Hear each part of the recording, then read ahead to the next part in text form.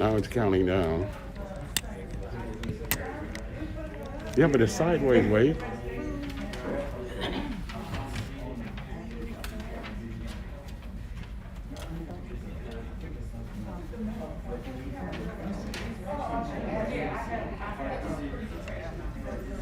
Okay. Oh my goodness, what is going on? Why is it? Wait, it's going. It's horizontal though. It's not vertical. Is there something I can touch on here? Hello?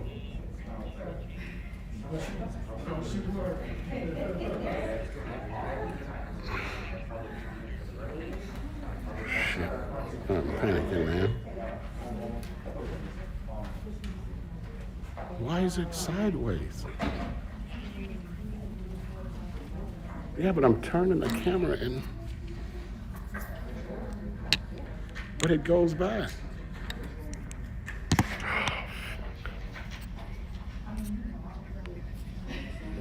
I haven't either.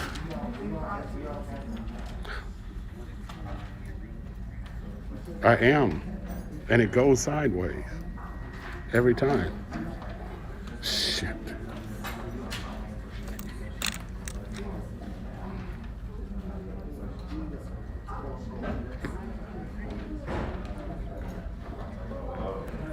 Yeah, but it.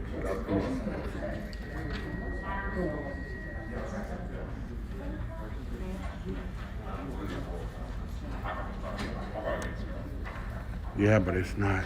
Wait, it's not going. Wait.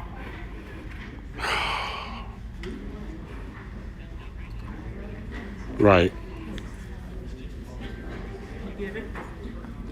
Okay.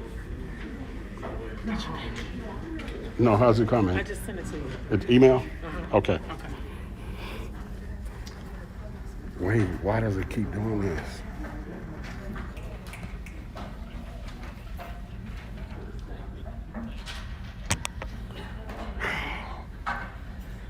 What do you mean? Yeah, sideways?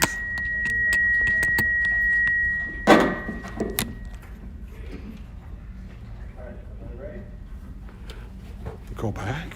What do you mean? Yeah. Yeah, I'm here, Wade.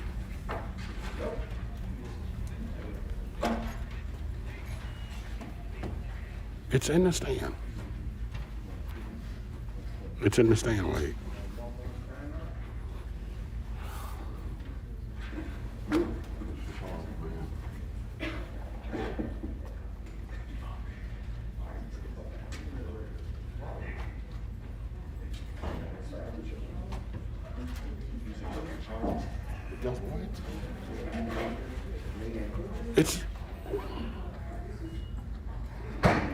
It's vertical. It's the way you have it. All right. Time is 7:02.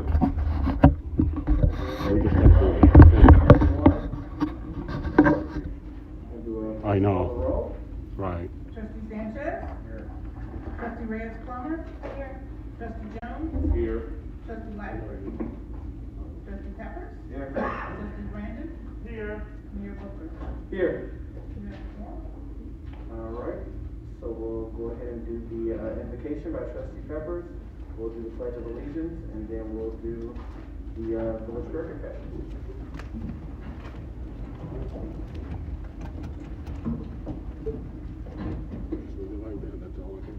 Dear Heavenly Father, we come here today and we give thanks, Lord. Yeah. Thanks for the opportunity, all the blessings that you have restored in us. Thank you for this opportunity to be elected officials here, Lord, and guide us into making the right decisions for our village. In Jesus' name we pray, amen. Amen. I pledge allegiance to the flag of the United States of America and to the republic for which it stands, one nation, under God, indivisible, with liberty and justice for all. All right. Before I do the prayer confession, Well, all right. you know? So Village of Maywood prayer confession. Father, we come boldly before your throne of grace, interceding for the Village of Maywood. We pray for your spiritual awakening in the hearts of the residents. Thank you for preserving this village and bringing restoration, wholeness, and generational wealth to our communities. Restore this generation's faith, passion, and igniting them a holy fire that will destroy every demonic influence. Thank you, Father, that you have delivered Maywood out of the power of darkness and translated it into the kingdom of your dear Son. We bind every strong man that has held Maywood bound. We execute divine judgment against the forces of darkness and cancel every satanic operation. We thank you that the works of the enemy are destroyed and declare that Jesus is Lord. We plead the blood of Jesus over Maywood and its residents and declare that heavenly angels have been given charge over this village to protect it. We thank you that the body of Christ has been released as laborers have been sent to Maywood, preaching the gospel, bringing the healing to the brokenhearted, deliverance to the captives, and liberty and restoration to the bruised. Let the outpouring of the Holy Spirit consume them with the wisdom, prosperity, truth, love, joy, peace, righteousness, faithfulness, and holiness that will manifest God's kingdom and bring forth revival to the land. Father, we know that your word will not return void to us and will accomplish everything in which we have sent it into Maywood to do. In Jesus' name, amen. Amen. All right.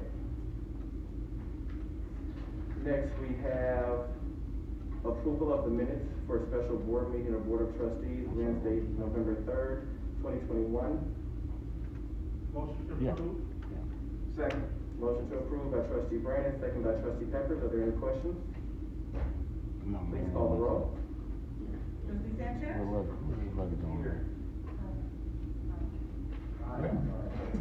Trustee Reyes-Plummer? Aye. Trustee Jones? Aye. Trustee Lightfoot? Trustee Peppers? Aye. Trustee Brandon? Aye. And Mayor Hooker? Aye. Motion carries. All right. 6, oaths, reports, proclamations, announcements, and appointments. So I do have an announcement that reads, it is with our deepest condolences that we inform you of the recent passing of Mr. Charles Chuck Anderson. Mr. Anderson served the Maywood community as a village trustee for 2 terms and as a commissioner for the Board of Police and Fire Commission. So his arrangements are as follows. On Wednesday, December 15th, visitation will be from 3 p.m. to 7 p.m. at Herson Funeral Home at 4001 West Roosevelt Road in Hillside. And on Thursday, December 16th, visitation will be at 5:30 and the funeral service will begin at 7 p.m. at Second Baptist Church at 436 South 13th Avenue here in Maywood. Please keep his family, friends, and loved ones in your thoughts during this time of bereavement. And if we could just pause for a moment of silence.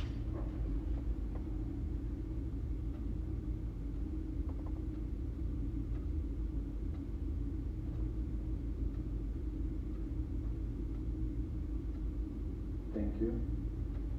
All right, so we are going to continue with announcements. And going into announcements, hope everyone got to experience the tree lighting ceremony that took place last Saturday. And if you haven't seen the tree, it's beautiful.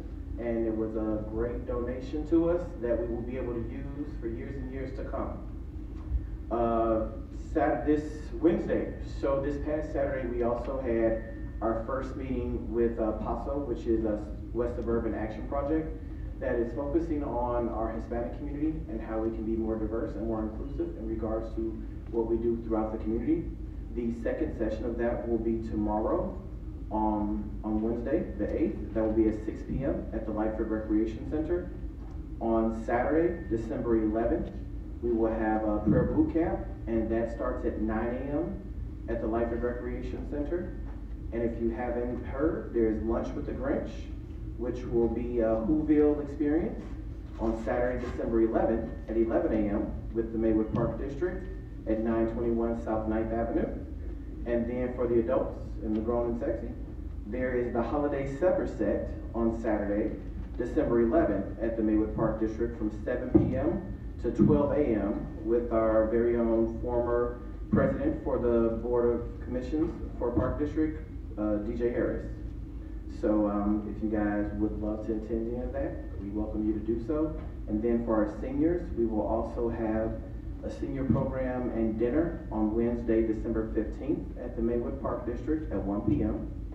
And for those who would like to also, for our seniors, we have a free bowling luncheon provided at the bowling alley in Hillside. You have to RSVP though, because it's free and they need a head count. So in order to be a part of that bowling experience, you call the Maywood Park District at 708-344-4740. Then lastly, we also have our United Toy Front Drive. So the United Front Toy Drive is a collaboration with multiple different entities, started from 13 Positive for their toy drive that they've been doing for nearly a decade. But it's going to be a great event on Saturday, December 18th. It starts at 10 a.m. and it's at Proviso East. If you would like to volunteer, we're looking for volunteers. If you would like to donate, you most certainly are welcome to do so. You can donate through toys that are already pre-registered to be delivered through Amazon, or you can again reach out to the Maywood Park District, who's coordinating receiving all of the donations that are purchased on Amazon. So that's again 708-344-4740. If you have toys that you are dropping off, or any coats or any in-kind things that you are dropping off, those are also being received for the initiative at the Maywood Park District located at 921 South 9th. That completes my community public comments. Mayor? Trustee Brandon. Yes, I would like to make some additional announcements under announcements. Okay, so on this Friday, the Chicken Shack is hosting a free dinner for the community. I believe it's starting at 4 o'clock. I think Trustee Peppers remember helping me out. I believe it starts at 4 o'clock. It's going to be hosted at Garfield Elementary School over on 9th Avenue. And Dan Ewan, the community is invited out. They're hosting as well as other community partners, sponsors this Friday at 4 o'clock. It's going to be free dinner for the community. I also want to recognize New World Riders Organization. They're hosting a Bikers for Bikes giveaway. And that's going to be on Sunday, December the 19th, hosted at Proviso East High School. I believe it's going to be hosted in the cafeteria at Proviso East High School. So that we can give away over 400 bikes to young people in the community. This is an event that I would strongly encourage young folks to take advantage of, especially those who do not have bikes. And that's going to be again on Sunday, December 19th at Proviso East High School. And the residents to take advantage of that opportunity. Thank you. Thank you. Mayor, Trustee Jones. just one quick announcement to my board colleagues and village staff. So the Maywood Chamber of Commerce did invite us to a special session entitled Laying the Foundation for a More Collaborative Future and Update to the Twin Village Initiative. So that's Thursday, starting at 4:30. It's a Zoom invite. So it's an hour. It's going to be hosted by Maywood Chamber of Commerce, Dominican University, and the Quinn Developmental Center. So if you can make it, please come check it out. Come with questions and just to kind of see what their presentation is about. Thank you. Thank you. All right. Manager Rose Armstrong. Thank you, Mayor. Good evening. I just wanted to announce that the senior snow removal program will be starting, and we have a deadline to sign up by December 31st, and it's for seniors 65 years and older or disabled residents. They will ask for your proof of residency, age, or disability status. It's a $100 fee that is non-refundable, payable in 2 installments. So when you make the application, if you're not able to pay the $400, you can pay $50 and then pay the second installment a month later. Snow will be shoveled after a snowfall of at least 2 inches. Public Works will shovel and salt the main entrance, steps, and walkway, as well as the public sidewalk in front of the home. The applications are available online or at Village Hall at the front reception desk and in the Public Works Department. Just to note a couple changes, that this program will be ran from the Public Works Department this year, and I want to thank the board for the additional resources that are going to be needed for this program, including equipment and some additional funds to pay our staff. Those, the equipment is on the agenda tonight for the board's approval. The second thing is the business license. We have changed this process as well. We basically have received a lot of complaints and concerns from residents with entities that may have been approved for a business in the village of Maywood, and several years later, they're doing something different. So we're doing basically an audit of all the businesses in the village. We are no longer issuing a license immediately. So what's going to happen is that there's a new process. We're asking for your patience, 10 working days. It probably will not take that because our fire department and our buildings and code enforcement departments have already been doing the inspections. So you're going to get a letter in the mail with a business form that will direct you to Naylene Johnson, who's our planner. Naylene, if you can raise your hand for those people that are here. Naylene's just going to talk with you and confirm the intent of the use and to make sure that you're still using it as it was approved by the village.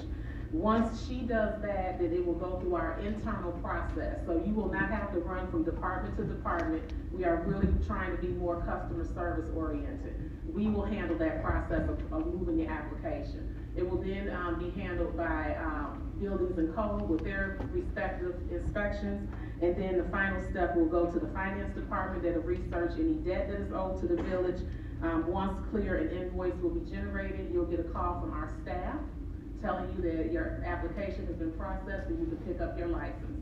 I just want to be sure that people understand that compliance of the ordinance is that the license is displayed in the business establishment.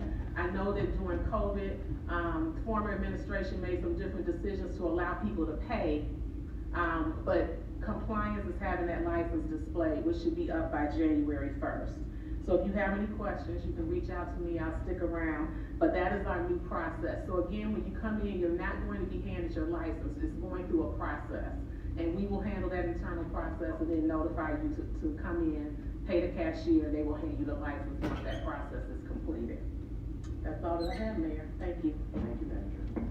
All right, so we need to actually move line item 8 above line item 7 and go into the agenda for Truth and Taxation public hearing on proposed 2021 real estate tax levy. So we'll go into 8, Truth and Taxation public hearing on the proposed 2020 real estate tax levy. Motion to recess to conduct Truth and Taxation public hearing on the proposed 2021 real estate tax levy. Agenda for the Truth and Taxation public hearing on the proposed 2021 real estate tax levy. 8, motion by Trustee Sanchez, second by Trustee Brandon. Are there any questions? Please call the roll. Trustee Sanchez? Aye. Trustee Reyes-Plummer? Aye. Trustee Jones? Aye. Trustee Lightfoot? Trustee Peppers? Aye. Trustee Brandon? Aye. Mayor Booker? Aye. Motion carries. Perfect. All right, so 8B, call the meeting to order. Please call the roll. Trustee Sanchez? Aye. Here. Trustee Reyes-Plummer? Here. Trustee Jones? Here. Trustee Lightfoot? Trustee Peppers? Here. Trustee Brandon? Here. And Mayor Booker? Here. You have the floor. All right. 8D, acknowledgement of the publication of the public hearing notice in a local newspaper. So it was presented in our local newspaper. 8E, presentation of the 2021 real estate tax levy by the village manager and director of finance. So 8E, discussion and recommendation of the ordinance of the Board of Trustees and the Village of Maywood, Cook County, Illinois, providing the levy assessment and collection of taxes for the year 2021 tax levy with certification of compliance with truth and taxation law with a cover memo dated October 27, 2021 from Class of Jenkins, LTD.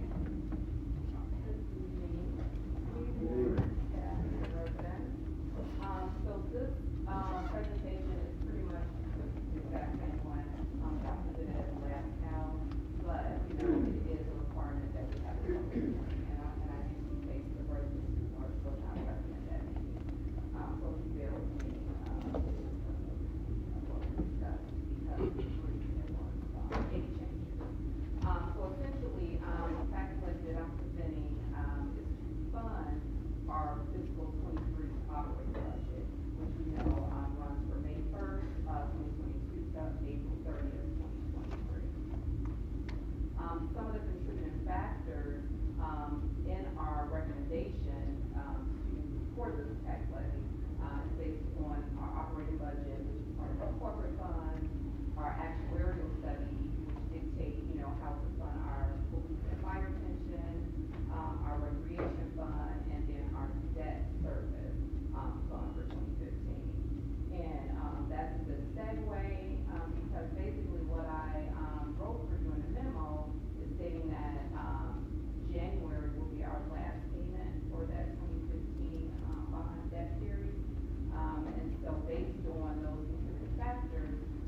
recommendation was to roll that into our levy, and in that way, that would net a 0%, increase. So again, just to show you what we levied, last December and what we're recommending to levy this December. So you'll see, there's a slight increase in that corporate fund, which takes that debt service and brings it up to the corporate fund, with a net effect of 0. And then just graphically, just so you can really see the impact of the movement, of the funds, but still, netting at a 0% increase to the tax levy. Again, just to be fully transparent, I'm just here illustrating differences in a percent for each of the components that we, levy for. So again, it'll show you that in 2020, the corporate fund percent was 55%, and now it is 65%, again, with a net of 0. But, I just want to be transparent and make sure we're understanding, that although we are receiving, funds in a corporate fund, it's for debt that we're paying off, and we're absorbing those funds, and that's how we're able to increase the corporate without increasing, the levy. Okay, so some of the things that, impacted our decision to roll over that debt service was our collective bargain agreement. And as you know, 95% of our staff is, in a union. And so most of those union contracts already afford them a 2%, increase each year. So we have to fund that. We do have some staffing needs in many of the departments. I believe in every department, we do have a staffing need. Our fiscal investment policy, which is our rainy day fund, we're about $1 million short there. So we're looking to be able to give back to, what we're required to have, to which we haven't been able to do that in the last few years. We have machinery, vehicles, and equipment in most of our departments, except for finance. And, we have some IT issues that are some strong concerns that you'll hear more about, and of course, our fund deficit. And the biggest thing is to just make sure that we're maintaining cash flow. Notice that we've been able to pay our vendors a little better, and all of that is based on, budgeting, making sure we're working together, which we have been, as a team to make sure that we're staying, within that budget and maintaining our cash flow. But we still have some challenges, that we can certainly use that, debt payment to smooth out. Again, this is just to break up what that 2.75 million would, go for.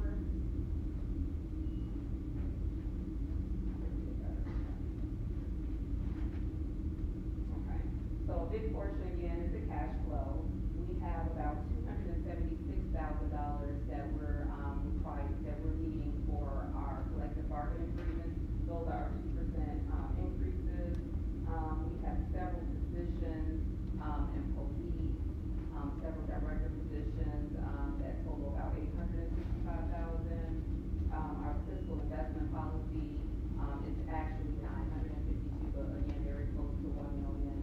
And, our infrastructure and technology, which is about $100,000, and then about $2.4 million in machinery, vehicle, and equipment. Because again, the staffing needs, in police, they'll need vehicles and equipment, so those are kind of paired together. Okay, so the staffing needs that I mentioned are solely in police, well, mainly in police, public works and code. And if you can imagine, those positions require, vehicles. Okay, so again, here I just wanted to show the deficit of our rainy day fund, that it should be $1 million and it's unfunded by $952,000. And again, this is just a breakdown of the departments and what their needs are based on the machinery, the vehicles, and equipment. Any questions? I know I kind of went through that a little faster this time, but any questions? Not a question so much as thank you for finding within the budget how to improve the community, but also at the same time, make sure that we're not increasing the taxes. It's awesome. So 8F, questions and comments by board members? None. 8G, questions by public and public comments? Do you have any public comments?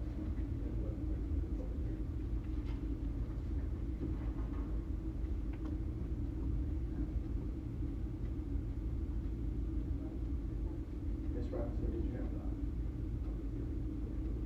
Loretta Robinson.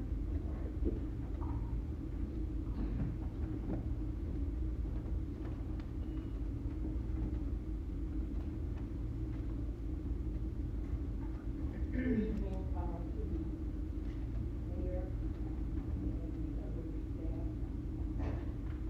Good evening. Good evening. It's cut on the Avery. Good evening, everyone. Good evening. Good evening. Happy holidays to all of you. The question I have is always a concern about the pension of the police department. And I hear correctly, Ms. Sancho, that those funds are still underfunded for the police and fire department. What is the plan to increase the deficit in those? We did have a court order that we had to bring those funds up to date. I'm curious now, at this point, where are we in bringing those two pensions in play? So, we do, and part of what the presentation was, we have an actuarial study each year. And so it gives us, a number of years to bring the funding up. And so each year they'll give us a recommendation of what the increase should be. And, for fire, it went up only by 3%, and in police, 2.9%. So we've been, catching up quite a bit to the point that for fire, the total that we'll be collecting is 3.5 million. No, I'm sorry, from 3.5, moving to 3.6, and then for police, it'll go from 4.6 million to 4.8. So, there are some increases, they're just, smaller, based on actuary studies for the time. And even the court order, Yes, yes, yep, we have to show, that we're hiring an actuarial, and what they do is they look at, you know, the age of the retirees, you know, their life expectancy, what the, investments, how the investments are operating in that pension fund. They take all of that data, and then they come up with a calculation, and they let us know what part we need.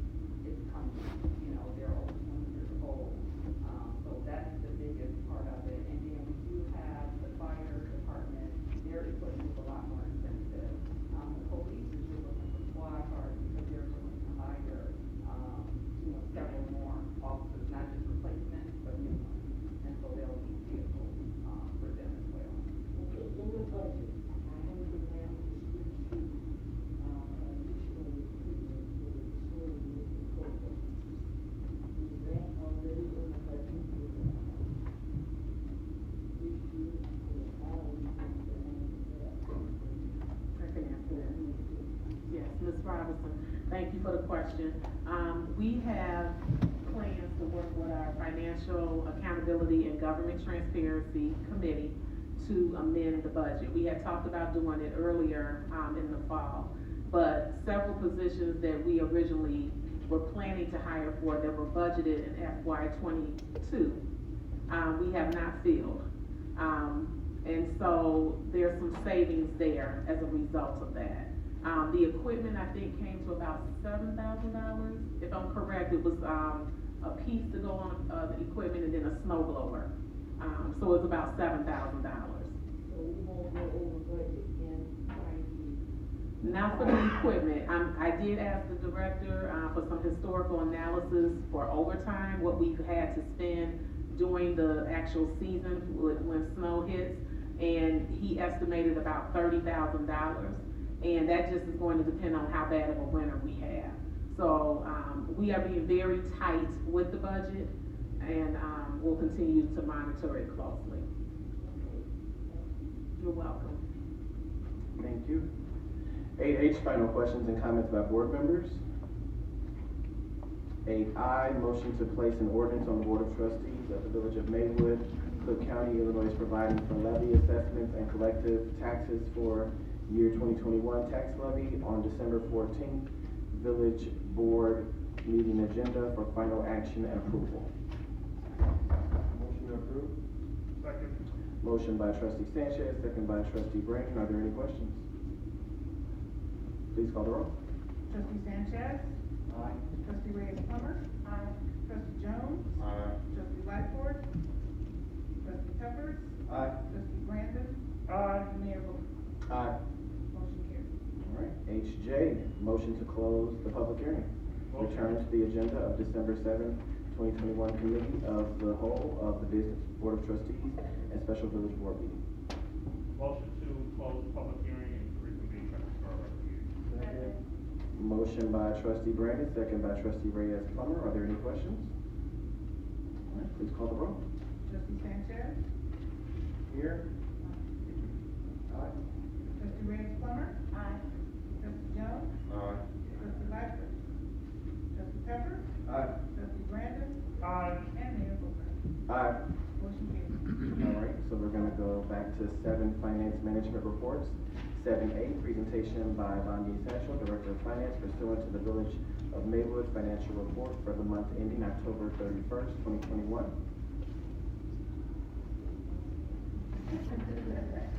What you have here is the financials, through October, which is our halfway point.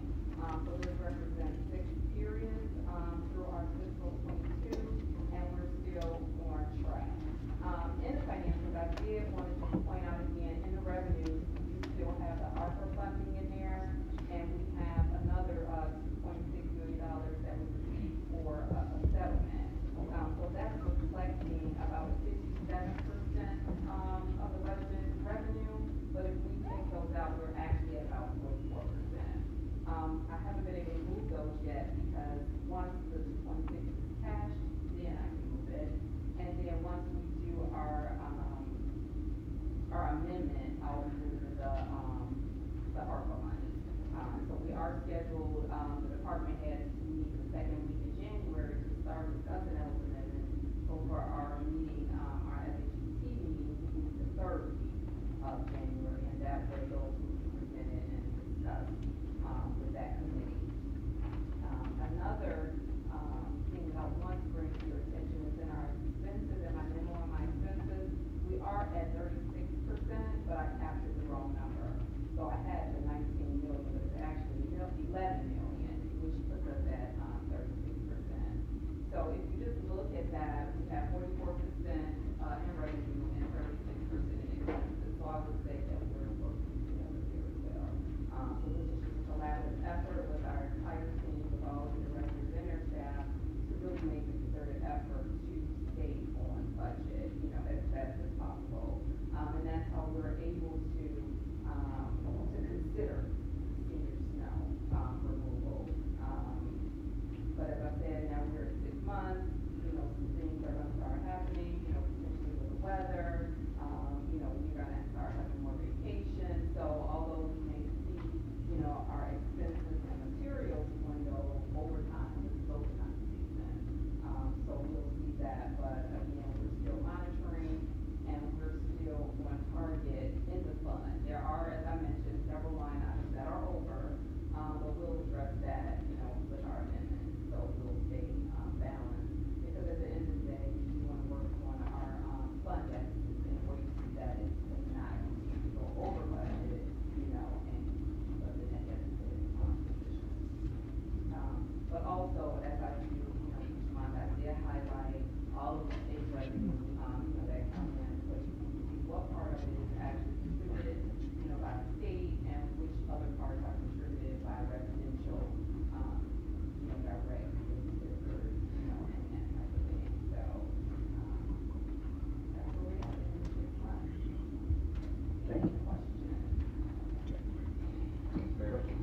Trustee Jones?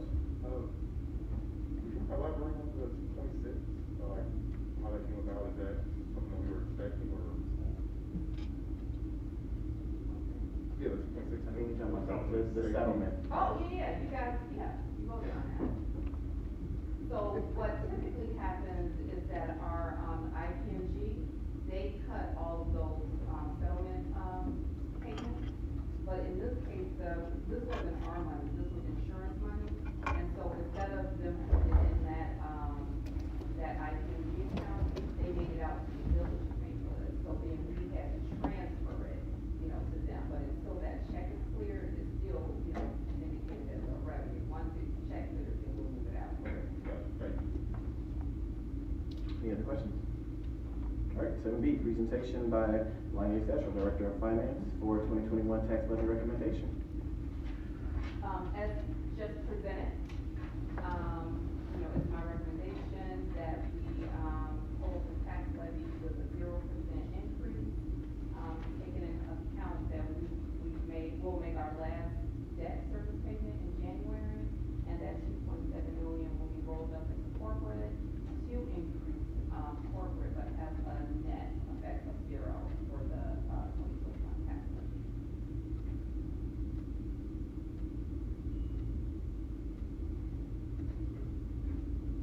Any questions? Trustee Brandon? Yeah, and just for clarity, and, due to additional revenue that the village is receiving from the ARPA funding, which is providing, additional support, financial support for us to be able to, do some of these major things, especially when it pertains to potentially infrastructure projects as well throughout the village.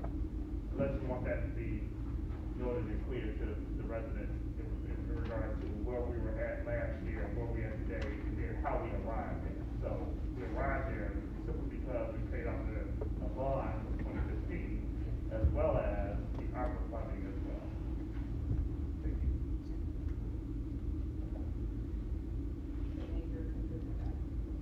All right, are there any other questions, comments? Thank you. All right, 9, public comments. For public comments, you have 3 minutes to speak. You can give your name. You are not required to give your address. Present Michelle.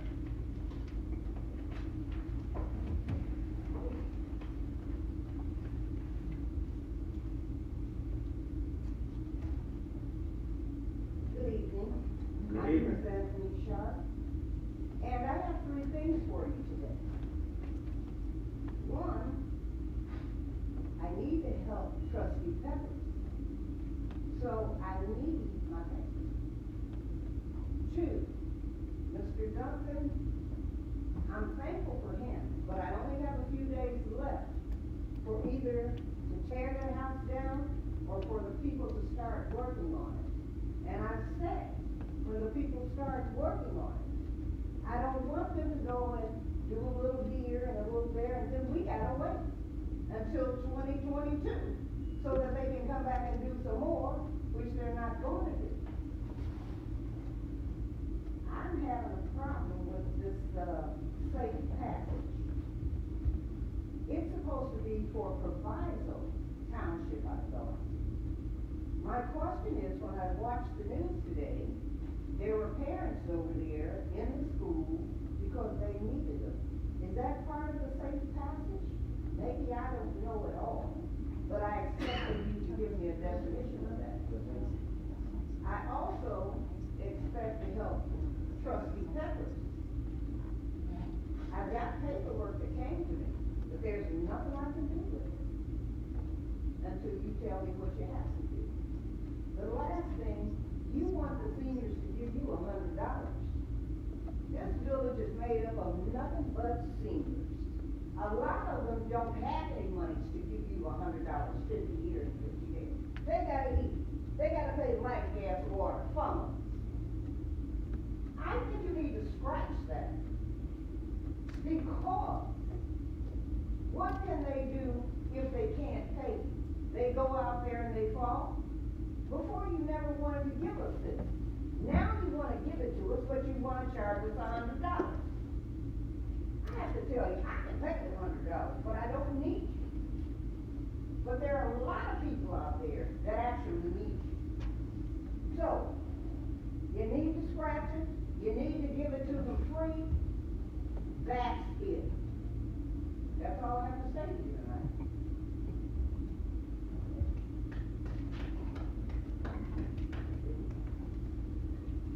Mary Jenkins Top.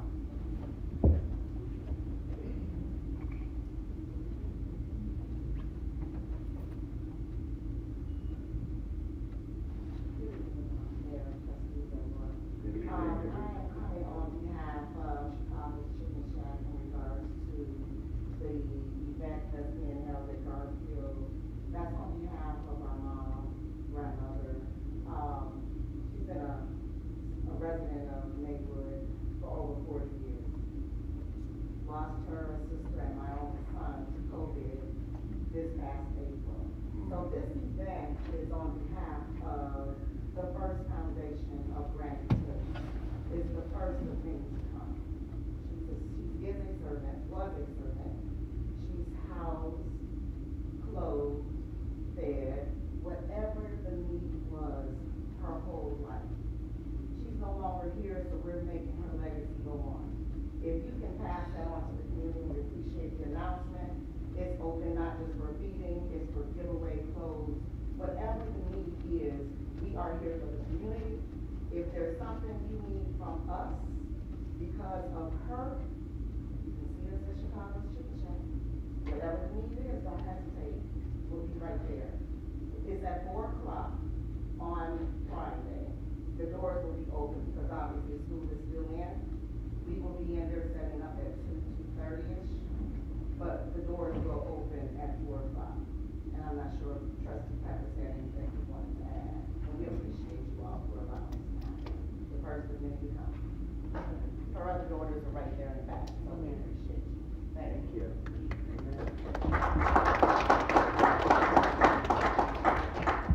That concludes public comment. All right, so 10, Village President Report, Village Agenda Items. Proposed sale of the Metro Village Train Station by Union Pacific. So you all have on the board packet, it's the letter that Union Pacific provided stating that Metro does not have it within their budget to acquire the several different stations. I believe it's 44 stations in total that they're trying to sell. So the thought process is if there are specific villages that are interested in purchasing the Metro stations, they can do them. If there are other businesses that might be interested in purchasing them that could potentially use it for like more advertising and get revenue from different commercial things, they're looking to potentially do that as well. This is just the most updated letter. The first letter was received in September. So more so the thought process is just sharing they're looking into options with all 44 locations, but communicating individually if we are interested in purchasing the train station. Mayor, Trustee Brandon. I guess this is, a question for the attorney.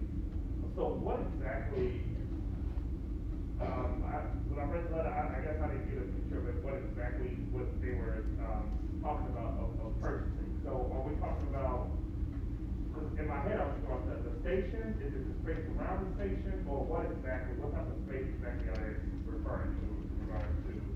And what does that mean for the village of Maywood? Like, paint a clear picture, or what does that mean for us?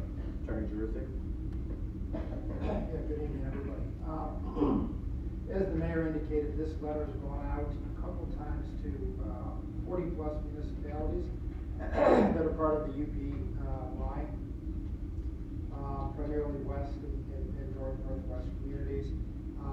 There is a buyer from Utah that is interested in purchasing some of the train stations that sit on larger properties that are, more suitable for condo or commercial type developments and redevelopments, transit oriented developments. There are certain stations like Maywood that sits on smaller land that, a more narrow stretch of land that it may not be an ideal candidate to be purchased for redevelopment. The way Metro has positioned this though is it's kind of a take them all. You can't just piecemeal and take the more desirable larger, developable lots, you've got, this buyer has to buy all of them. So whether this goes through or not is questionable. What, the other part of the village doesn't own the land, but if we lease it for metro, both parking and the station. We acquired, the station was built with federal, funds, just very recently. So it's one of those situations where the buyer ultimately, if they do buy the land that Maywood Station or any of these other stations sit on, they have to always maintain commuter access, and in their new developments, they have to provide, a commuter station. So we'll never be without a commuter station. The question is, what does it look like? Does it look like it looks now? Or would this developer come in and purchase the land and try to create a development there? That's to be determined. If you want to ensure that that doesn't happen, the village can purchase from Metro land and sort of opt out of the program. And if you look, all the properties have been priced, and so it's a decision for the board to make as to what they want to do. There's very little notice given to the communities about this when it first dropped, and then there was a very, what I would say, inconsistent distribution of the information across the 24 communities. Some got notice of it, and some didn't, and it was kind of a mixed bag. But we won't be without a station regardless of what happens. And the question is, does the village want to spend money to acquire a station and have it exist as a station, or are they interested in possibly having an outside entity acquire the station and possibly redevelop it, knowing that some type of commuter facility will be part of that development? That's a condition of the sale. That's it. Mayor, Trustee Sanchez. So, the condition also includes the surrounding parking, correct? Correct. Yeah, there's a parking, a linear parking spot. Bill, do you have like any of the dimensions on the land? Don't have that handy, I'm sorry. It would go from the corner all the way to First Avenue, all those parking, the linear parking spots, all right? We have a Metro parking lot that was installed with, a grant and some Metro, contributions. And so that's part of our commuter parking along the tracks is tied into this, development. So by allowing Union Pacific to purchase, said land, is there a way for Union Pacific to say, you know what, I'm not gonna shovel the snow in the neighbor, I'm not gonna salt the snow in the neighbor? I mean, do the conditions still exist? Because they're on it during, those weather, emergencies. Does that give them jurisdiction to say, you know what, I'm not gonna do it today, affecting our commuter passengers? The document, the sales agreement does require them to provide the same like-kind service, commuter service and commuter access within whatever development they construct on the train site or the train, property that ultimately gets acquired. What's a positive of selling the land? But we wouldn't be selling it. Oh, I'm sorry, the station. But the positive for us buying it would be you would control it, but, at the end of the day, it's one of those things, our property is very linear. It would have to be assembled with other adjacent property to have a real transit-oriented development. It's kind of a thin piece of property, both the parking and the train site. So I don't know that it's the most desirable site, just like a number of the other sites that are lumped in with the 40. Some of them are not desirable sites because they just don't have a lot of square footage to work with. Others are much more desirable because they have a lot more land to work with. And so, and again, it's apparently to take it or leave it. You got to buy all. You can't cherry pick just the most desirable development sites. That's what UP is offering to this.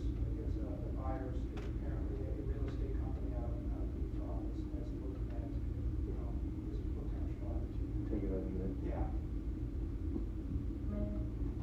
Trustee Reyes Palmer.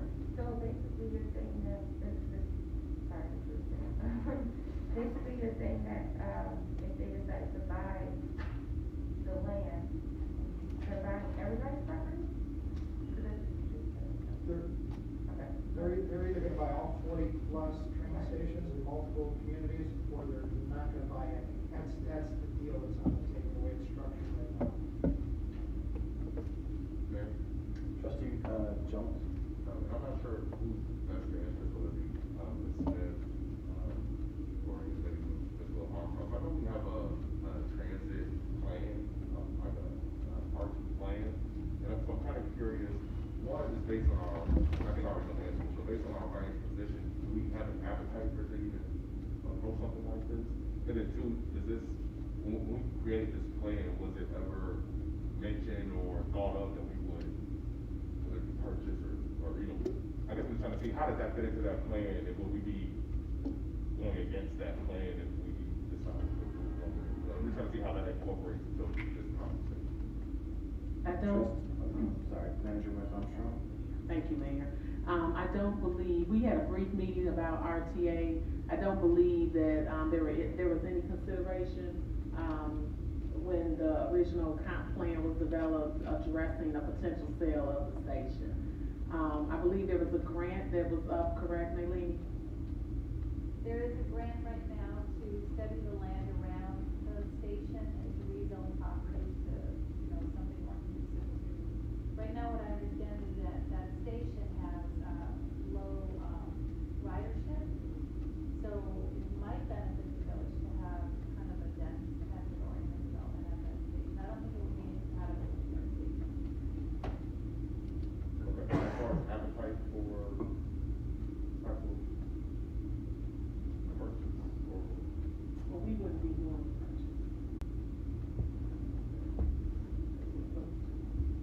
Yeah, we haven't had conversation about it. Okay. All right.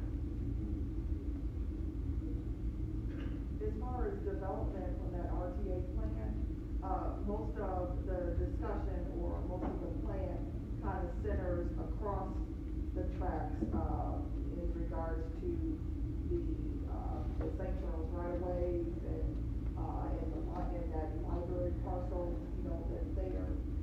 That's where like most of the discussions have been around, development.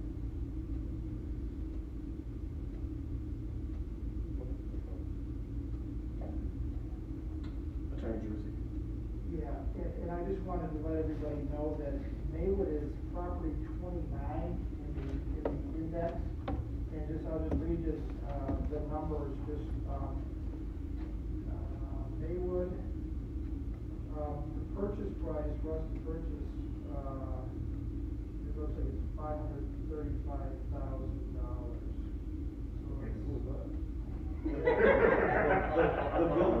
The village could purchase it and separate it from the other sale. So like their Union Pacific is making you focus on buying them all in one big wholesale. But if a village chooses to pursue, we want to own ours, then whomever would love to pursue spending $500,000 on a train station would be more than welcome to do so. Oh, that's what I was reading about the appetite, if we have that type of, that's not in our capital. Okay, all right. Mayor. Trustee Reyes Moore?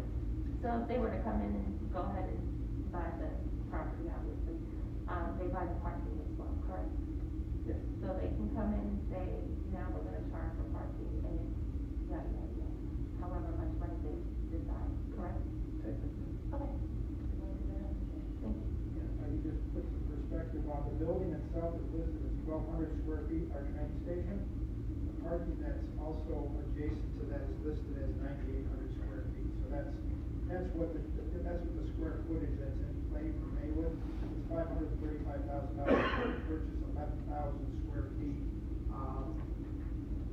And just for everybody's benefit, it's a $50.8 million purchase offer. That's for all the 41 stations, the aggregate offer that's on the table to this real estate company, and then each of the municipalities can sort of opt out by paying this purchase price directly to Metro and then pull their property out of the sales agreement. Trustee Jones? Trustee Brand. Question for the attorney. So what there, I think they were requesting more time for us to be able to, they were trying to do this like, make a quick decision on this within like the next, like I think 30 days. So I know they asked for an extension, so how much time we will have to make a decision on this? Yeah, the deadline quote had passed, but then they did extend it again. Yeah, the deadline was November 12th. They've given us September 28th notice, but a lot of people didn't receive it. And right now, there's negotiating. I don't have the deadline, I don't have the new deadline in front of me, but there's negotiating, trying to work with Metra to try to get some more time for everybody to make an informed decision, number one, and decide, what's in the community's best interest. This is something that, is very public. That's why we're not discussing it in executive session, to be honest with you. It's very public. It's not something that we generated as a, hey, let's sell the train station. This wasn't our idea. This is somebody saying, hey, by the way, we're gonna sell your train station if you don't buy it. So it came at us in a much more different kind of position or leverage, tactics. So, right now, the COGs that are, there's a couple COGs, West Central Municipal Conference, the Northwest Municipal Conference, they are, working to try to, in communities individually are either deciding yes or no. It's really your decision ultimately, and I don't have a hard and fast deadline the way this is kind of came at us. The demand was to make a very quick decision. They realized notice was not properly given to everybody, and now they're re-noticed it. So, we got it on your agenda as quickly as we got notice of it.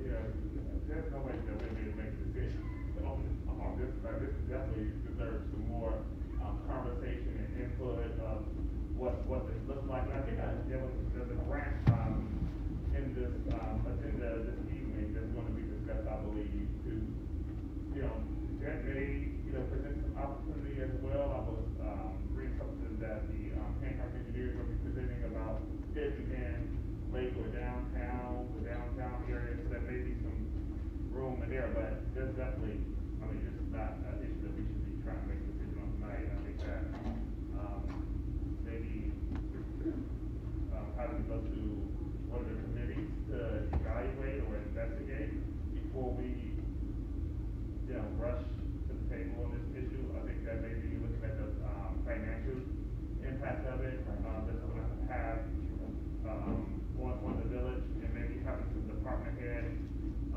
to talk about from their perspective how it would be a pro or con, public works, and any other departments that are involved. So I would recommend that it goes to that committee, at least starting there, to discuss and net this whole project or idea or concept, and think about the board if they're requesting more time, then we would have had gone through this a little bit more.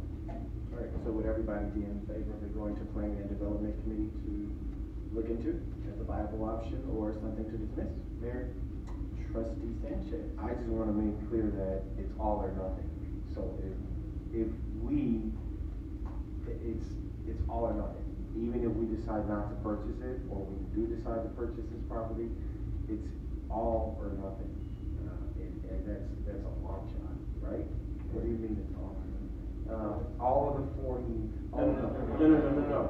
If we as the Village of Maywood No. choose to invest $550,000 in the parking lot and a building that's already erected, we can so choose to do that. Correct. If we are going to wait and see if there is a wholesale, it could be where the 44 properties end up being 24 properties, because multiple other villages chose to retain their things or redevelop them, tear them down and build something else.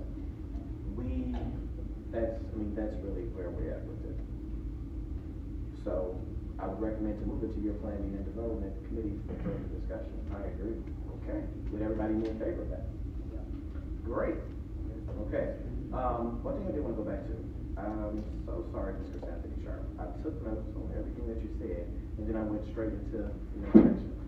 So, The appointments, the paperwork for the appointments are actually a part of the voting body.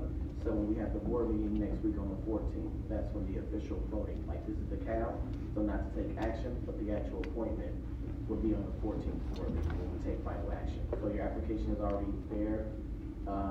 We just have to vote on the appointment. That's the only thing that we're waiting for. The application period that we have put out, when we put all the applications out, was until the end of November. So now the next time we would vote for appointments would be December 14th meeting. So look out for December 14th, you'll be there on the agenda.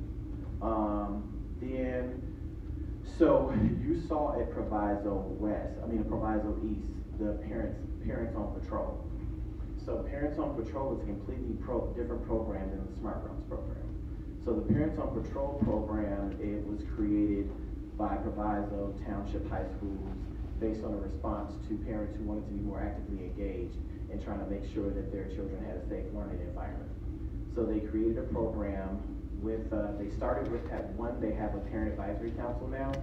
So all of the schools have a parent advisory council. It's made up of 21 residents. Of the residents that make up all 3 of the schools, 4 of them are from the village of Maywood.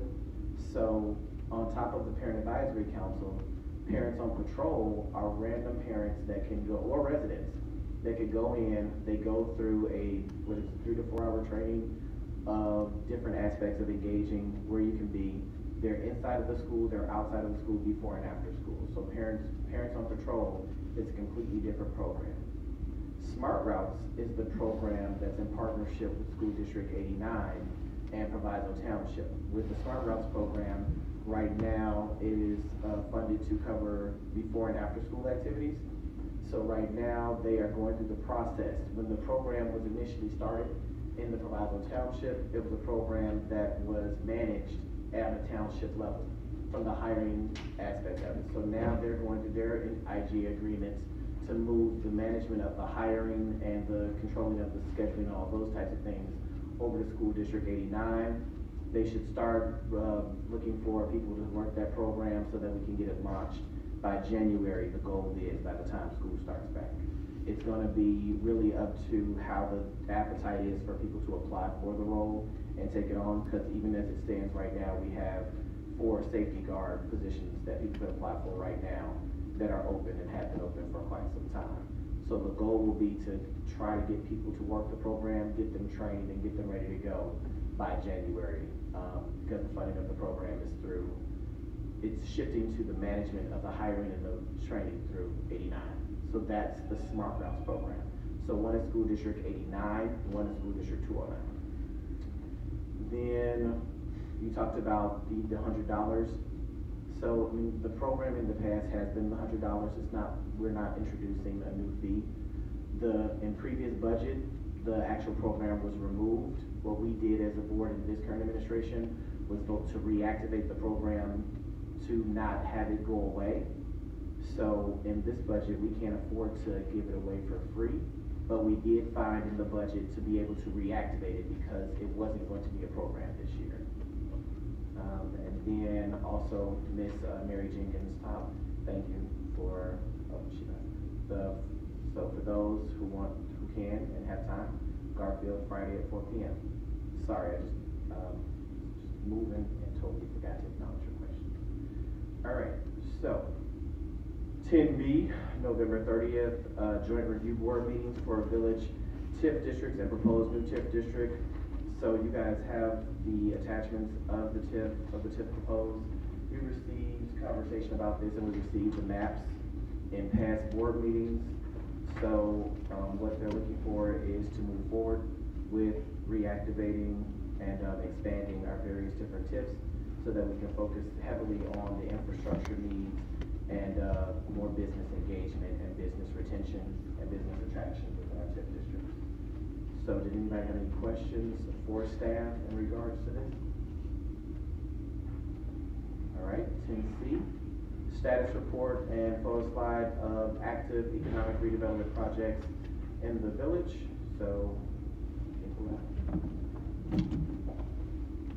all right, so as Marvin is pulling these slides up, realistically, this is just a continuation of each month wanting to showcase wanting to showcase, sometimes we have in our board meetings where people ask the questions, what's going on within the village of Maywood? Doesn't seem like we're doing much development. So last month, we started showcasing different developments going on within the village, meeting with the different owners, and just to showcase where we are, not to belabor it, just focusing on like 3 different things that are going on each month. So currently what we have in the community is, as he's going, so I can slide through the slides, ABW. So ABW is the car wash parts company that's on 19th and St. Charles that are going through a huge, massive expansion in regards to their project. What they are doing, there you go. Okay, so they are adding on to their car wash parks and they're adding on to their facility. As you can see, we did give them a class incentive for them to acquire more land. They're even looking to acquire even more land as it becomes available. This is a company that has been with us for decades, and it is 3 generations running the actual program and running the business. So if you've been on 19th and St. Charles and they're building the factory outside of where their current factory is. So once they finish the structure, then they'll demolish the inside of it. But just wanted to showcase, they're actually doing on site the different welding, putting together the different parts. This is like a one-stop shop where they're developing the entire product to go into businesses. So when you look at the different car wash pieces, it just showcases they built the entire car wash of the inside parts that are things that are going on. So that's just to highlight one of the businesses, ABW, that has been here in the village of Maywood, and they chose to stay, and they are expanding and they're growing, and they're looking to grow even further, working with the community development department to make that a possibility as soon as possible. The other one that I was going to refer to is National Cycle. National Cycle is doing another huge build out. So in regards to building out, both projects are adding multiple jobs to the community, but it's also a great opportunity to showcase what we really have right here in the village of Maywood. So National Cycle does, it's not the regular glass to cover your motor vehicles, your ATVs, your motorcycles. They work with products throughout the entire nation. So right now they're doing a lot of work throughout contracts that they've acquired in Europe. Right now we talked to Barry, who's the owner. His family has owned the business since the 1920s, and they've been great for us here in the village of Maywood. They've actually moved their location 3 times. So even as this expansion is happening and taking place, Barry was happy to report that he has so many new contracts with everything that's going on with the new technology of having the more protective plexiglass that doesn't crack or break on the various different motorcycles or ATVs, as well as making roofs more customizable. He is looking for more property to expand on as he's going through an expansion. So that's another goal, that's another great thing. So just to showcase again, the different things that they go through, they provide for the ATVs, they provide for the motorcycles, different vendors that they have are like Honda, BMW, Harley Davidson. So it's really one of those things that we can't wait till the renovation is done so that we can actually start doing tours with our youth to showcase businesses that are right here in the village of Maywood they would never normally be aware of. Also, if you know anybody who's looking for a job that starts between $16 to $24 an hour, they are looking for over 25 different employees currently right now that they would hire. And right now they have plenty of work for you to do, because as Barry reported, on average, their employees are working over 50 hours in overtime a week. So if you know anyone who would like to work and who would like to make overtime, especially during this holiday season, National Cycle is hiring. National Cycle is on the 27th block of Maywood Drive. Right, so then this is also showcasing one of our business owners, Evan and Lisetta Fidel. They're actually residents of the village of Maywood. They had a bakery in Stone Park. What they chose to do was move their bakery from Stone Park to focus more so on mass production. So they have clients that they make fresh bread for, such as like Tony's Finer Foods, but they also offer a bakery location for our residents to go in and sell shoes, whatever sweets, bakeries, or tasties that make you feel good. Ultimately, the goal is once we get a little bit more temperature set on where COVID is, providing a sit-down area where residents can enjoy. But definitely seeing residents taste, enjoy, and love it. These are residents that live here in the village of Maywood, and they've opened their business here in the village of Maywood. And I just want to make sure that we're supporting local.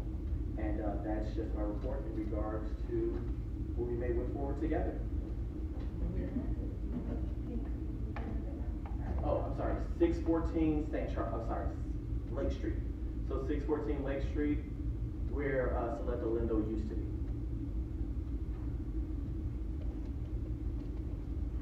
All right, so then 10D, discussion on tourism attractions and festivals grant. So there is an opportunity for tourism attraction and festivals grant that's being presented throughout the state of Illinois. Throughout the state, the opportunity showcases $10 million that the state is investing in Illinois. You guys have the community calendar that showcases the different festivals that currently the Maywood Park District is going to be applying for in this round. The tourism and attraction festivals, we can apply either one part or the other part. We can't apply for both. So the Maywood Park District is applying for the festivals aspect, and you guys have the 2022 calendar of what they're looking at applying for in regards to the festivals. In regards to looking at tourism, we've been having conversations with the Fred Hampton Foundation as well as the Historic Preservation Commission. So they're looking at things such as the 200 building Masonic Temple, where the third floor is the movie theater that's in drastic need of a restoration. Looking at the Fred Hampton Pool in regards to having more of a have it more memorialized and to tell a story versus being the pool location.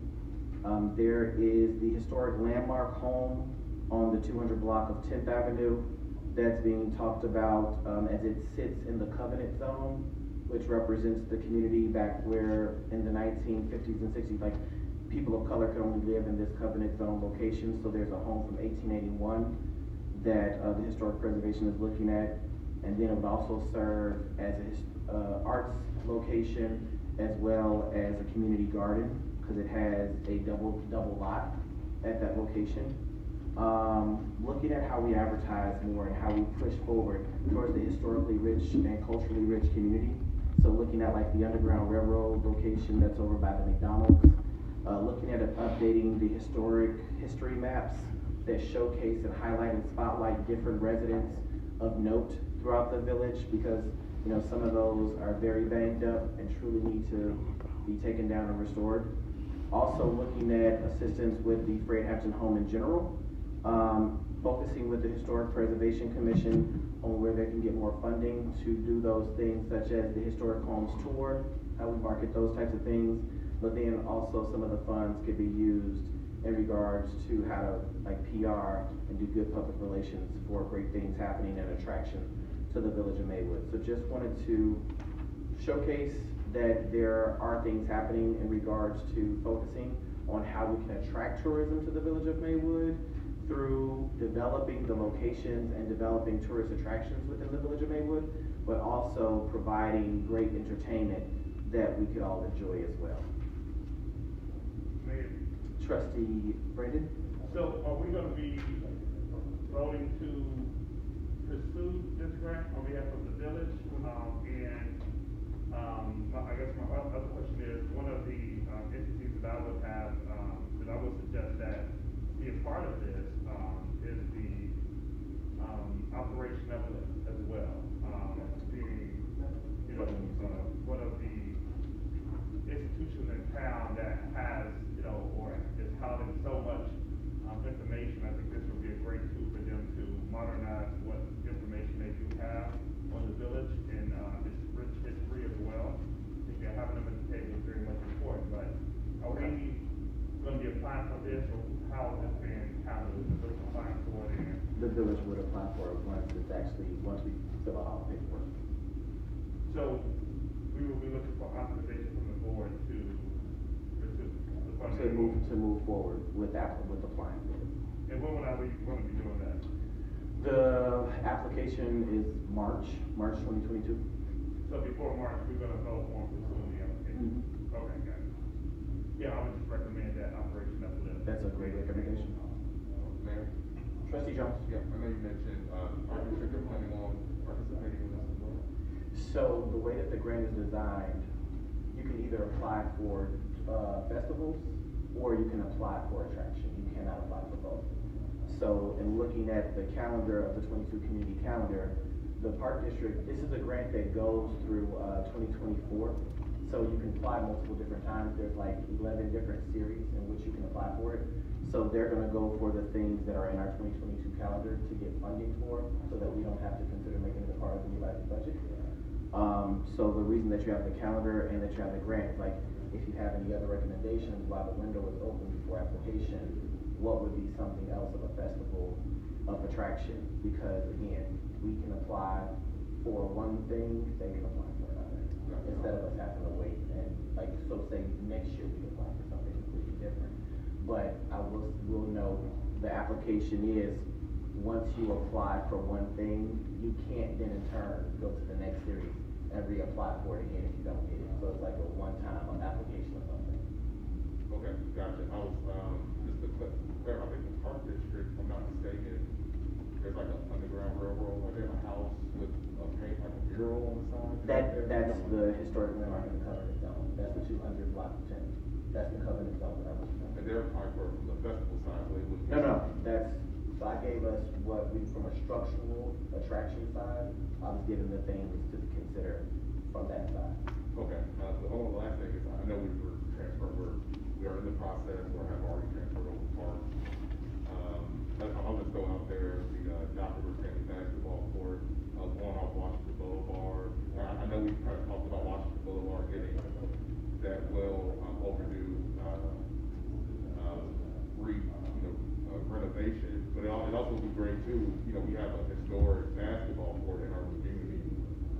Also consider, we think about tourism people, traveling to, so I think the Park District goes for, I think Connor Heights Park is still in the process of transferring that to the last time I heard. I think that'd be a great initiative as well to, support some, knowledge and to also support one of our, local, heroes out there. That's great. I would say, so as I was saying before, like there's different series that they could do. So I would get with Ms. Hall at the Park District for their park and recreational space. So say for instance, this series, they can apply for all the festivals. Then, hold on 1 second, it's the next series, they could then in turn apply for structure or anything of attraction.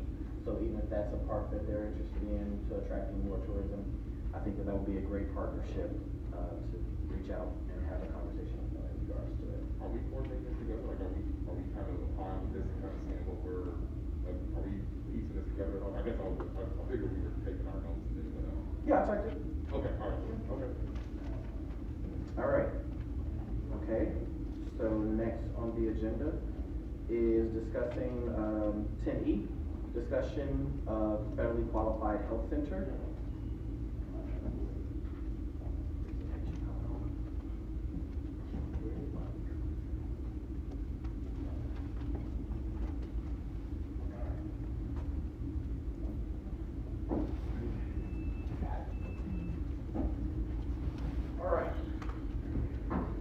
So, as Margaret's pulling up this presentation, just to give it a little predate, we've been having the conversation with Congressman Danny K. Davis in regards to bringing a federally qualified health center to the village of Maywood.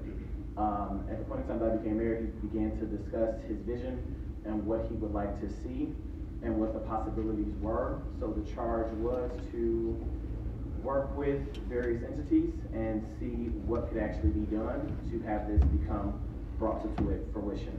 So I'm going to show a presentation and then we'll have discussion. Yeah.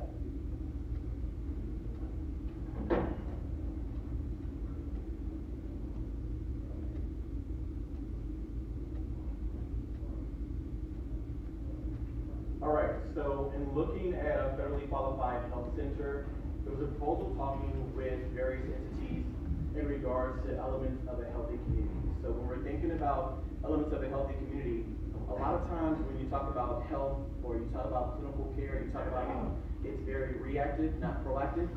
So with a federally qualified health center thought process, it's the thought process of how to be more proactive about a overall healthy, well-rounded community.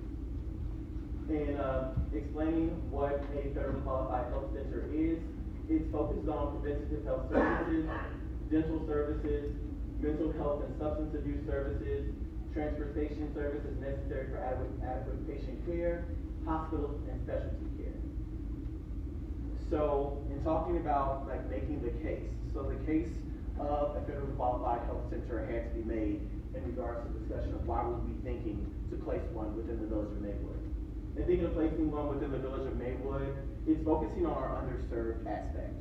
So when we think about our educational attainment, less than 10% of our residents have associate degrees, less than 10% have a bachelor's, and less than 5% has a graduate. Our median household income is $25,696. When we think about what lead service lines does to the health and welfare of our community, we did a study with the Metropolitan Planning Council. And with the Metropolitan Planning Council, out of 1,300 communities in the state of Illinois, the village of Maywood ranks number 23 in regards to worst lead service lines. So it's a big thing that affects us. It affects our fetuses. It affects women. It's a big case that we were able to make in regards to talking about what could serve as an underserved community. Other things that we went into when we talk about overall well-rounded reaching health services and how we can be proactive to be a full-service community. School District 89, Irving Middle School, as well as Proviso East, ranked very poorly across the state in regards to education. And we also know that, if you don't have a child that's getting the nourishment that they need, getting the health care that they need, having that well-rounded family that they need, it can definitely affect the level of education. The other areas that we were looking at in regards to qualifying for the FQHC was our overdose rate. We have the highest overdose rate as well as homicide rate within the Proviso Township and the western suburbs. So that is definitely something that we talked about and discussed, as well as domestic violence was a conversation as well when we talk about mental health and full service wraparound resources. Another thing that went into consideration was looking at the surrounding communities around the village of Maywood that also have a low median income. So looking at when we talk about health, so when we looked at our rate of heart disease mortality, when you look at this map, the village of Maywood is in the bottom within our region. So everything that you see with the yellow line, that's the city of Chicago. So when you look at suburban Cook County, Maywood is smack in the middle. When you look at from a suburban standpoint, we have some of the highest heart disease mortality rates. Same thing in regards to our strokes. When you look where we are within the region, we have some of the highest in regards to strokes. We also have a big high level of diabetes. So when we look at where we are within the region, definitely need to focus in regards to proactive care that can be dealt with within the diabetes system.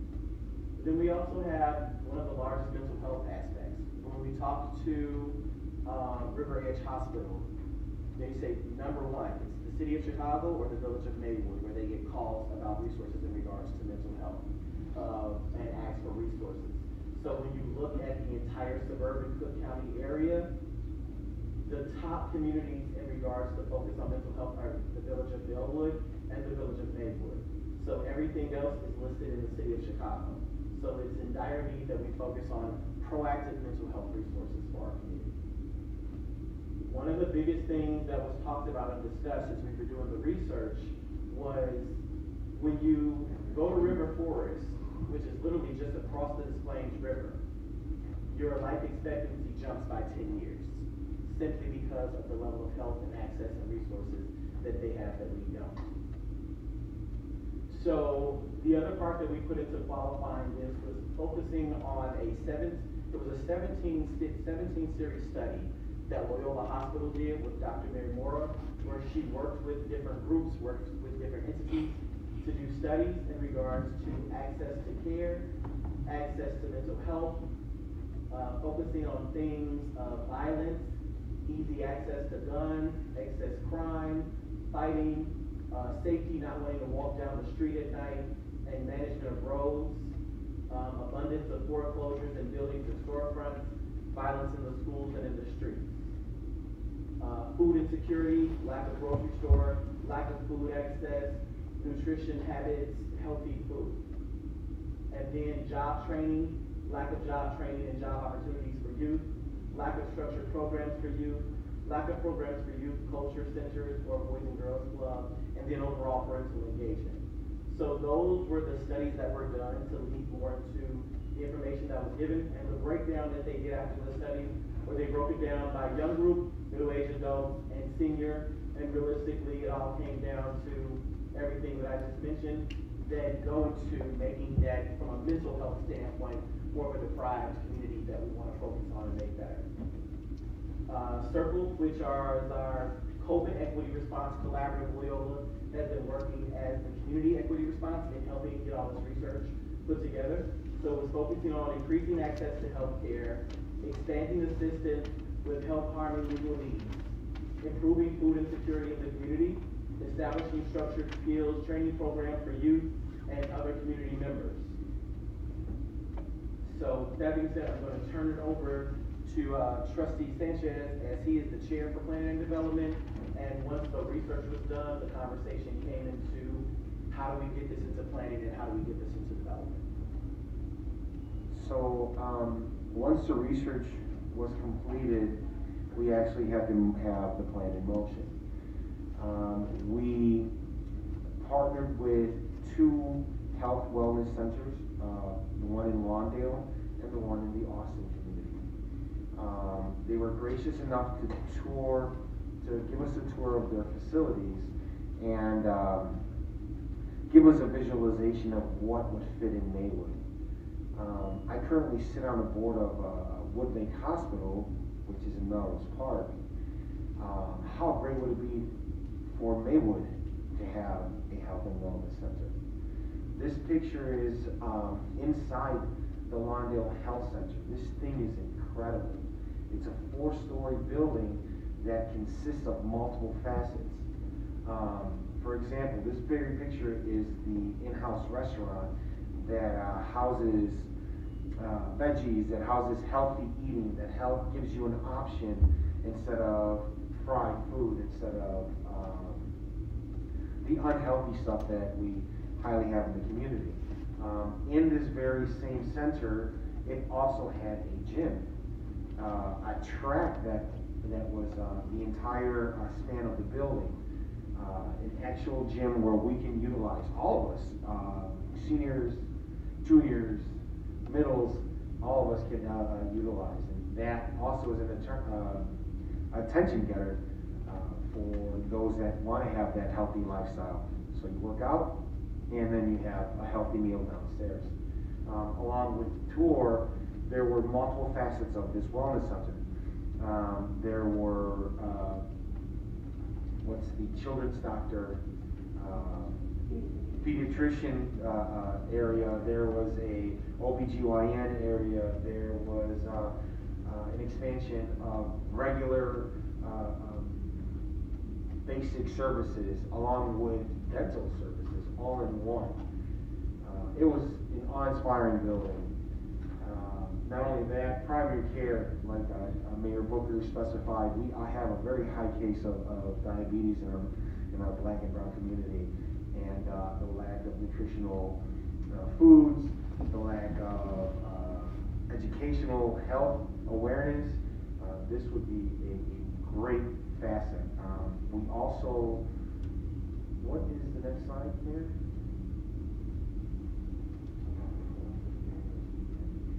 So I'm sorry, I lost the last slide.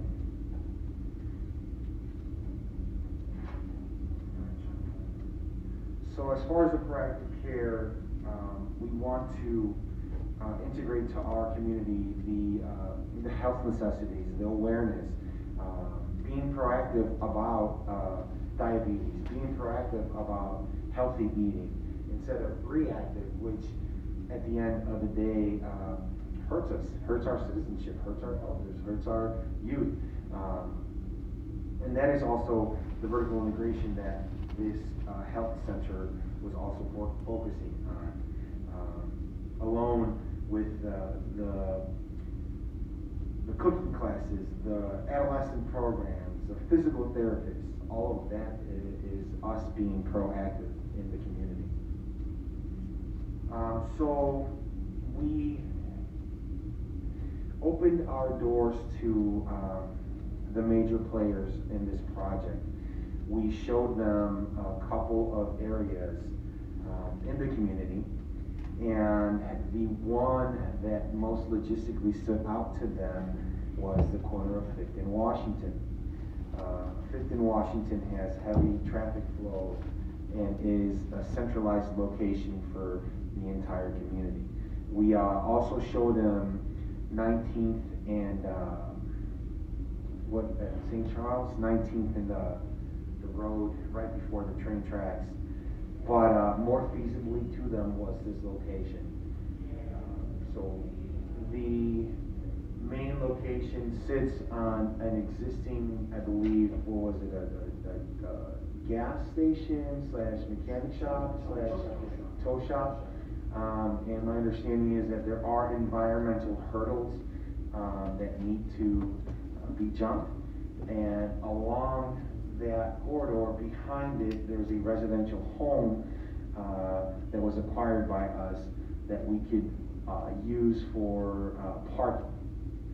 So as you can see, the main lot of land would be where the infrastructure, the actual building would be, and behind that would be the parking for the facility.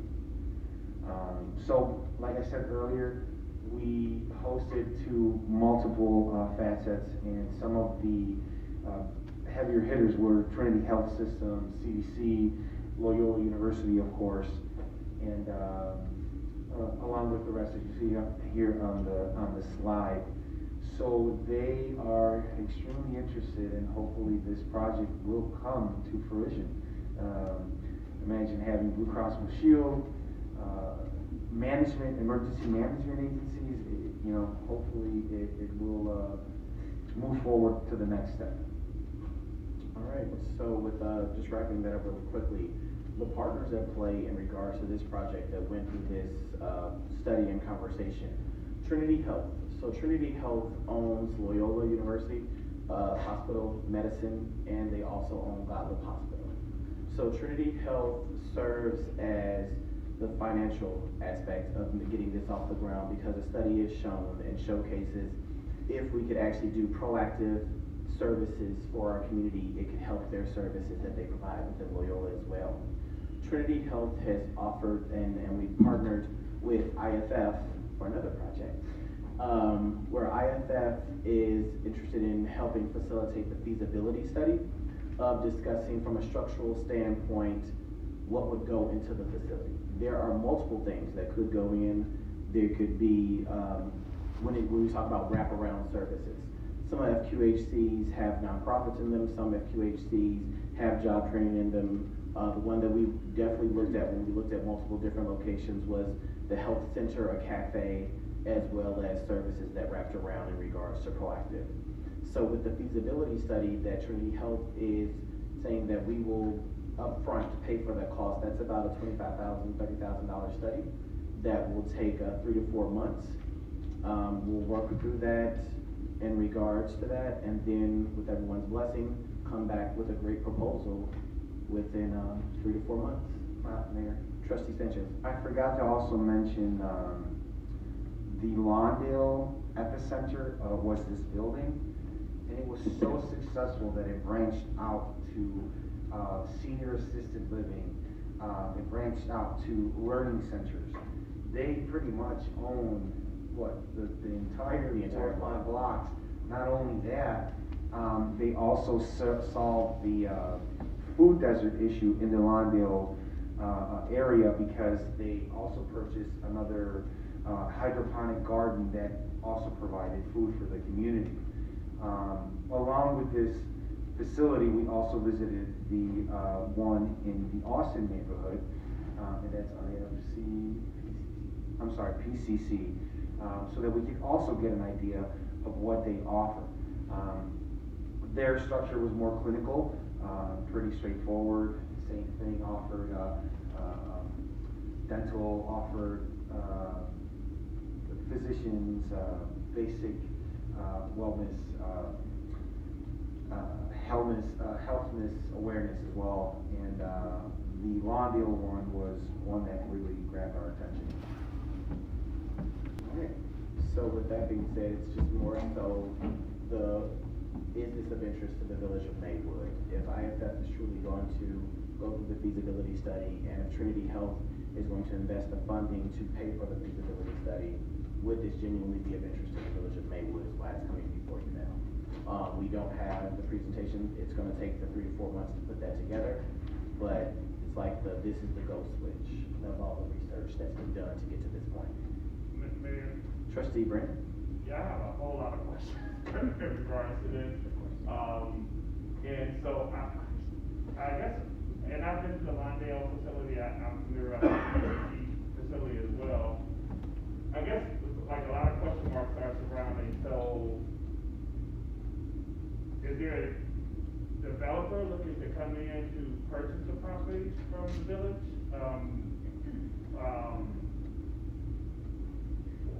What staff from, like, the village end is involved, in this conversation, or at the table when it pertains to, this particular project? Yeah, so, Okay. I can start there, but I'm just trying to figure out how do we, like, even, like, arrive there? Cause it's like, this is something that appears to be already moving, and now we're being kind of like brought in as, this thing is already moving versus like it starting here. So now we're at the point, I guess, where we're trying to figure out if we want to like do studies and things of that nature. And so I guess the first question is, what developer, I guess, is interested in the project? Are they looking to buy this parcel from the village to develop this thing on?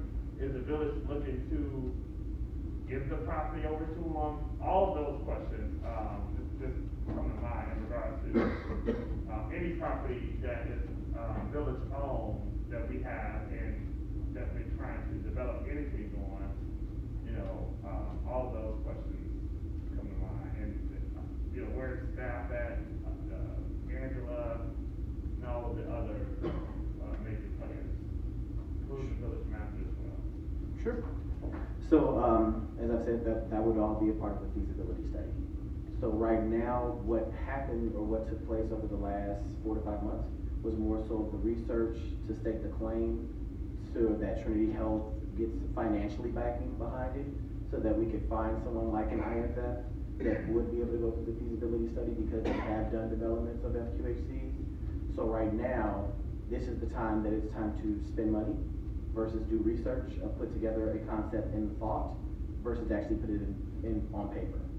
So to put the concept on paper to attract such things that you're asking for and get involvement from staff, and that's what the 3 to 4 month feasibility study that Trinity Health is looking to pay for and that IFF is looking to actually facilitate. So in order to answer any questions that you just asked, we would have to get the feasibility study done. Thank you. Trustee Jones. During the feasibility study, are we taking the property off the market? Are we holding it off? Because I guess here's like someone comes in month 1 and says they want to purchase it, or are we not going to sell it?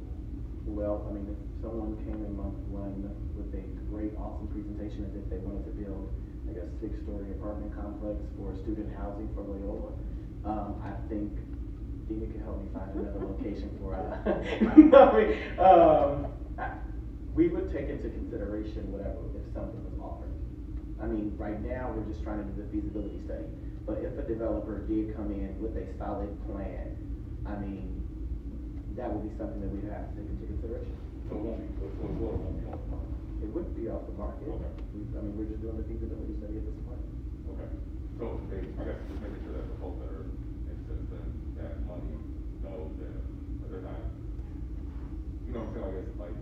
investment type of money, just kind of knowing that this is still, for sale and. They are definitely aware Okay, of that. just making sure. Okay. Mayor, Trustee Grant? yes, I don't know if you, answered all my questions, and that's why I want to lean on, and that's why I'm asking staff. You can't lean on staff right now because we're going into the feasibility study that would involve staff. The research and getting to this point did not involve staff. So now, to pay for the feasibility study and to work with staff, to work with the land, to work with what it would look like, that's what the feasibility, that's why the feasibility study is a $30,000 price tag to it. Because that's where the work comes in to actually propose to the board. So the question really is before us, if we have a Trinity Health willing to donate $30,000 to put together a concept to be able to market for the village of Maywood that would focus on proactive health within the village of Maywood and surrounding communities, would we as a board be interested in seeing that final proposal? That is where we are right now. If the answer is yes, then we would move forward with the feasibility study, and then a full feasibility study report would come back before this board so that we could see how to go to next phases based on the recommendations of the feasibility study. The feasibility study could potentially offer 4 different ways to skin a cat. But we have to start the feasibility study and get a feasibility study report to be able to present the various options, which involves everyone that you just asked about.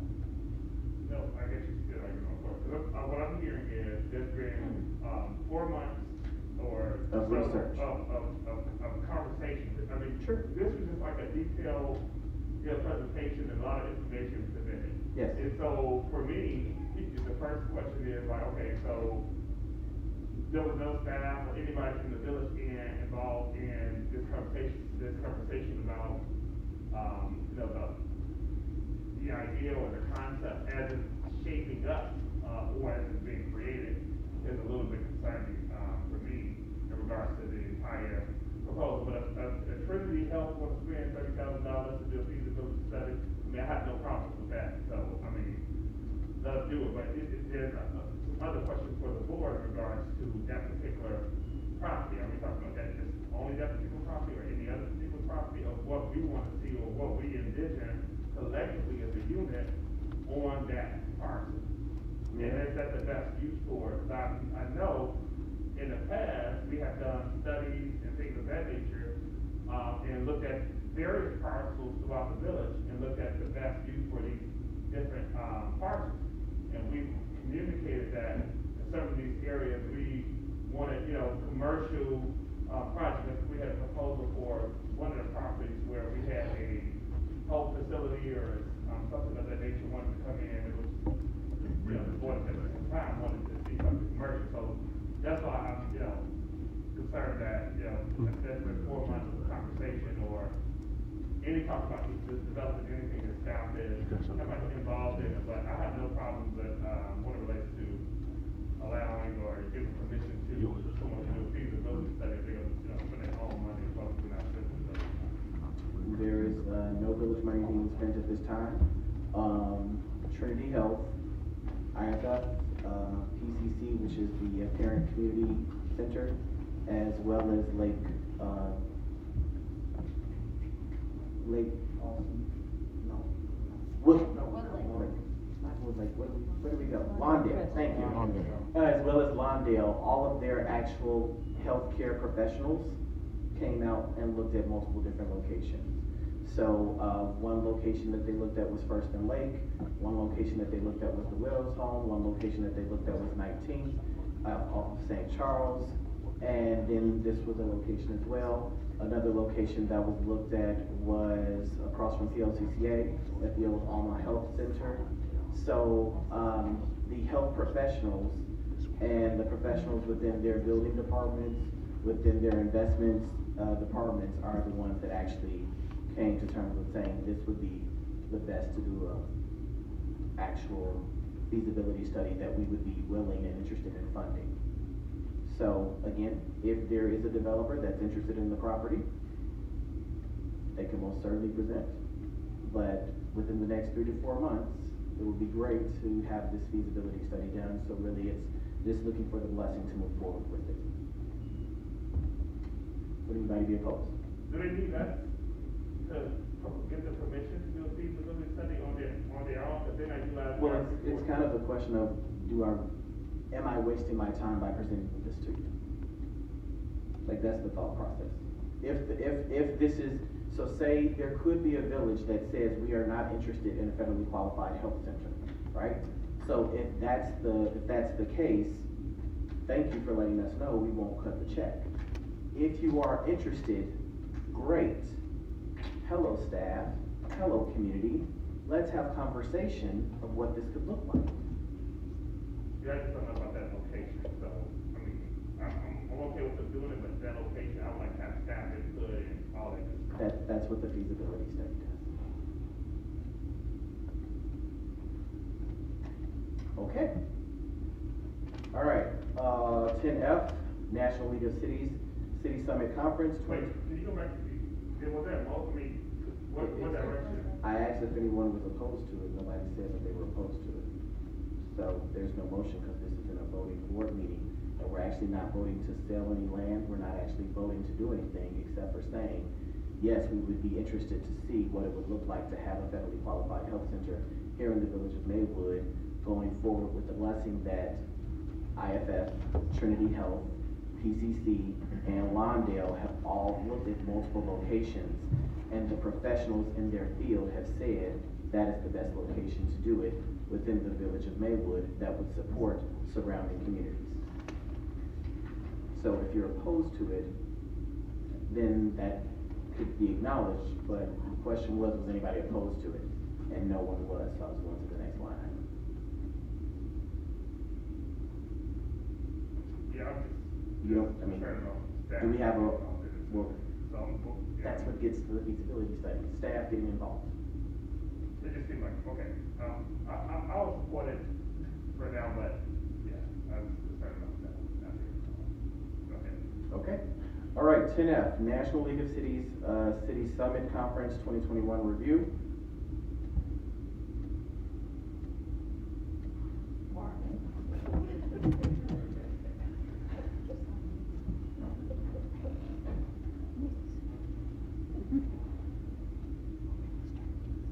All right, so as Marvin is pulling up the presentation, realistically, this is just showcasing the National League of Cities City Summit Conference that just concluded in November. I myself, as mayor, took part in the city conference.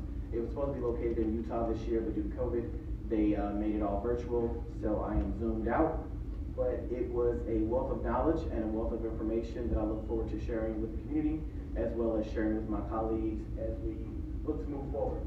So just to quickly recap, within the National League of Cities City Summit this previous year, I served as a member for the Youth Education and Family Council, the First Tier Suburbs Council, as well as the Information Technology and Communication Federal Advocacy Committee. Things that we've really covered a lot on in regards to the National League of Cities Conference was our fiscal conditions, how to move forward through COVID, how to move forward in a problematic community environment where job retention is a thing, people are leaving jobs, people are not staying in jobs as long as they normally would have, as well as what are some key factor strategies for regional economic development in partnerships such as the things that we do with our enterprise zone. It was very helpful to learn about those types of things. Again, very heavily was talking about mental illness, substance abuse, and homelessness. That was a lot of different conference categories that focused on that, and in talking with Housing Forward, that focuses on the homelessness situation within the village of Maywood. They definitely are experiencing a higher level of homelessness during this season, even with programming that exists to help alleviate that. As we talked about ARPA, we talked about a lot of drinking water and infrastructure needs. So when we talk about like our lead service lines and things like that, it was great to get more understanding in regards to like treatment, transmission and distribution, consolidation, storage, where it comes from, the sources, and creation of new systems. There was heavy conversation in regards to reimagining public safety, and it came with various toolkits for our cities and towns. as well as a path towards a safe and equitable community. So this came like with a whole booklet of recommendations. So each slide that you guys have seen are actual booklets of information that were reviewed during the conference, and they were conference pieces of discussion. We talked about attracting and retaining actual employees and people within the community. So there was a project that we did with a company called CIP that focused on an area in Dayton, Ohio, where there was conversation where we did, some people were in person, some people were virtual, but in learning more about the panel discussions, it talked about how we can move forward with the community and being more competitive, ideas for future action in regards to exposing students to various different careers, exposing our residents who aren't working into different job opportunities, whether it be trades, certifications, and different things like that, and making sure that we're making various different connections, building relationships, and expanding on what we have so that we can get even bigger and better in regards to it. So some of the big things that they talked about during hiring after the pandemic. So in studies like 1.8 million fewer women are in the workforce than before COVID-19 hit. 66% of unemployed are considering changing their occupation. 76% of employees and job seekers said a diverse workforce was important. 37% of employees and job seekers wouldn't apply to a company that had negative satisfaction ratings amongst people of color. When we looked at our new generation, Gen Z, within the workforce, STEM, health science, business, arts, audiovisual, technology, and communication careers were a big focus. 70% of them decide their future employer in high school or rely on early college. 74% are more inclined to work for an employer if connected to prior to job search. 75% would change their mind about a future employer if provided more information. So this is great research in regards to us as different communities, and how do we engage our youth at an earlier age to ensure that we're making sure the workforce that we need within our community is provided as a resource, which is why it's so great to tour places like a National Cycle or like an ABW, because not everybody's going to go to college, and then also some of those roles do require college. So what do we need to engage our youth at an earlier age so that they can already know what workforce they're going into, with the goal of making them or getting them to work within the community that they so love and seek to stay in. Again, there was a lot of conversations in regards to cities connecting children to nature. So working with our green space, working with our various communities. There's various ARPA funding, there's various federal funding and state funding in regards to that. So definitely we'll be looking to explore more into that. Again, there was a lot of background in regards to the ARPA focusing on mental health and health and well-being, behavioral issues that go on. Our biggest thing, of course, we all know the $1.2 trillion that just passed with our Infrastructure Investment and Jobs Act. So a lot of conversation went into rebuilding transportation connectivity, investing in water and climate resilience, support broadband access for all communities, and investing in workforce and skills development. So it was great to be able to be a part of those conversations, get that knowledge so that we can bring it back to our communities and bring it back to our different committees to best discuss how to best move forward within the village of Maywood. We've already started since the conference concluded, and since we focused on within our infrastructure, we all, as mayors, these are the mayors within the region of the Proviso Township and West Suburban area, along with our Senate President, Senator Harmon, as well as our House Speaker, Chris Welch, where we're entering conversation already as the regional mayors to focus on how to deal with the congestion of 290. These are conversations that they brought up 20 years ago, 10 years ago, so now we're having conversation with actual money on the table. So we're focused on in regards to that. But realistically, in focusing on cities of opportunity and focusing on theory change, there's a lot of opportunity that focus us to be uniquely positioned to address social determinants of health, racial disparities, and to advance equity and well-being for all residents. So there will be a lot of conversation that goes into this over the next few months and within the coming years as we look forward to our infrastructure investment and Jobs Act funding, our Build Back Better funding, our partnerships within Cook County, state, and federal. And then one last thing to note, during the conference, I was elected to serve on the board of directors for the National League of Cities. The National League of Cities, again, represents over 19,000 communities within the nation. This is a first for the suburban Cook County area. No person has ever served on the board. National League of Cities has been around since 1924, and it's a great, awesome initiative that's being focused on. And if you really look from a regional standpoint, these positions are for 2 years. There's only 4 of us in the Midwest. So we have already been discussing and having conversations on what we've been doing as best practices. Our village manager actually has served on this board before in the past, so looking forward to her expertise in regards to how to best move forward. But just wanted to give an update in regards to when we pay for memberships and we pay for different things from the Village of Maywood's budget. I paid for my registration out of my pocket, just so everybody knows. But the Village of Maywood as a whole does pay a membership to the National League of Cities to benefit, because there are multiple advocacy on a federal level things that they do that we benefit from. So just wanted to give everybody an update in regards to what the conference was, what was covered, and conversations to come in the near future. Mayor, Trustee Sanchez? congratulations. Thank you. You ready to show us some money? We've already been shown some money. There's been some great conversation in regards to where we can get money from. You know, when we talk about the $1.2 trillion, over $350 billion of it is going to be federal grant funding, which is why it's essential to have great relationships such as good people like Danny K. Davis, our congressman. There's $17 billion of it coming to the state of Illinois.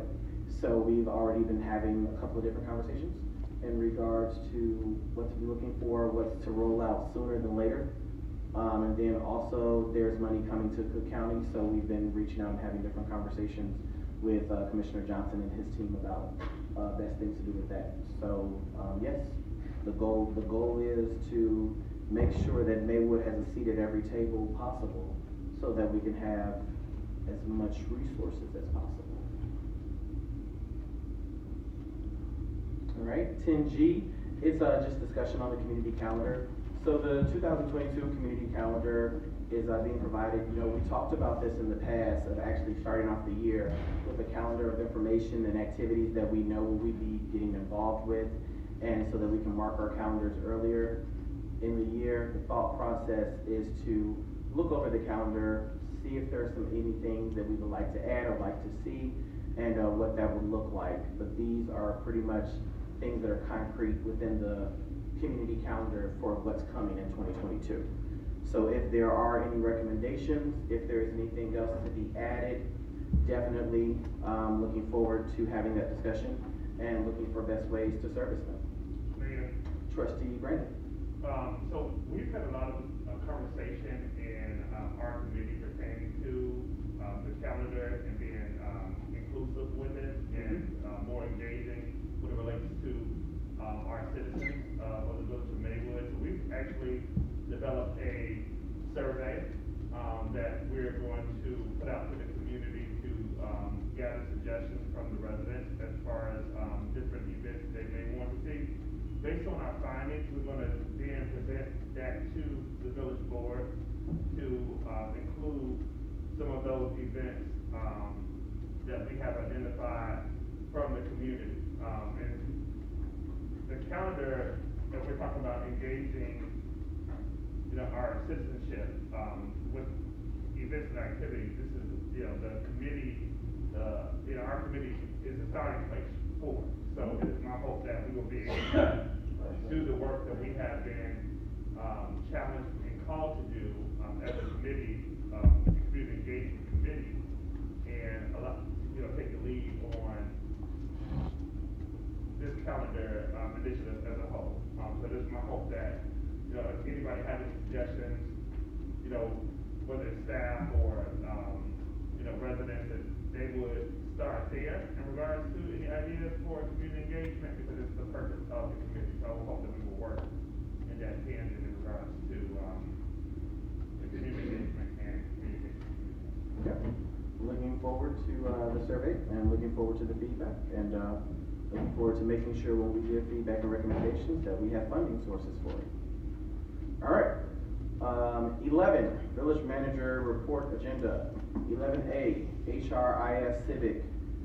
Civic Human Resources Module Purchase Agreement of $4,500 licensing fee, $1,500 setup fee, and training, and $25 annual support.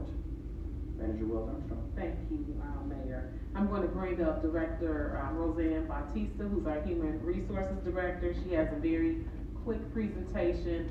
My understanding as I come on board is that you all had made a significant investment here for the village in terms of some technology and operating systems for operations. COVID interrupted that, so we have some staff that still need to be trained on some things. HRIS, Human Resources, has a module that was never implemented, and we just want to bring this before you today. We do have a desire to start separating out some functions from under Finance Department that should be under the HR Department. One, because it will allow us to work more efficiently. Two, we know that this has been a concern with our leadership in terms of finance and how these the way we're currently set up has impacted the audit.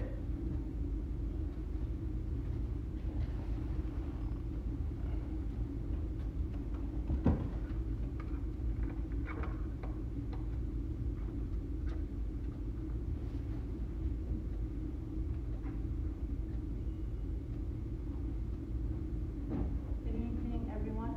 Good evening.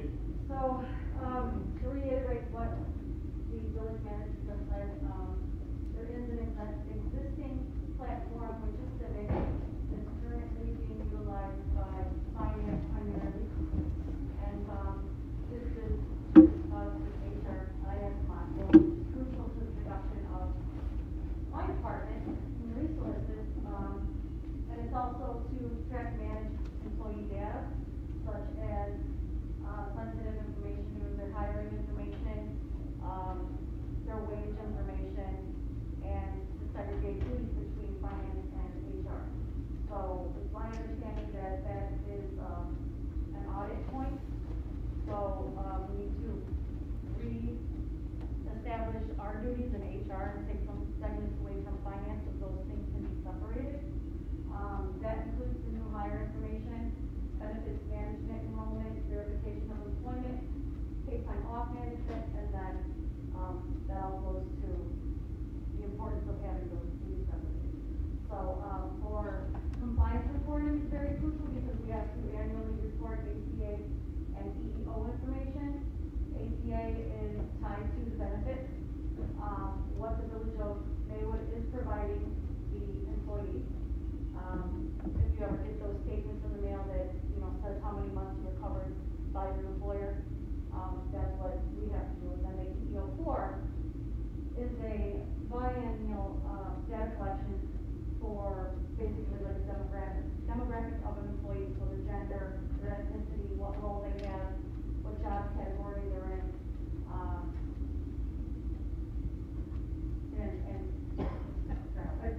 salary. I thought there was one more. Yeah, I covered them all. Thank you, Manager. And then, within the module, it will help us, really manage each phase of the employment for each employee. So, it'll help us with position control and history tracking if somebody was promoted, or transfers into a different position.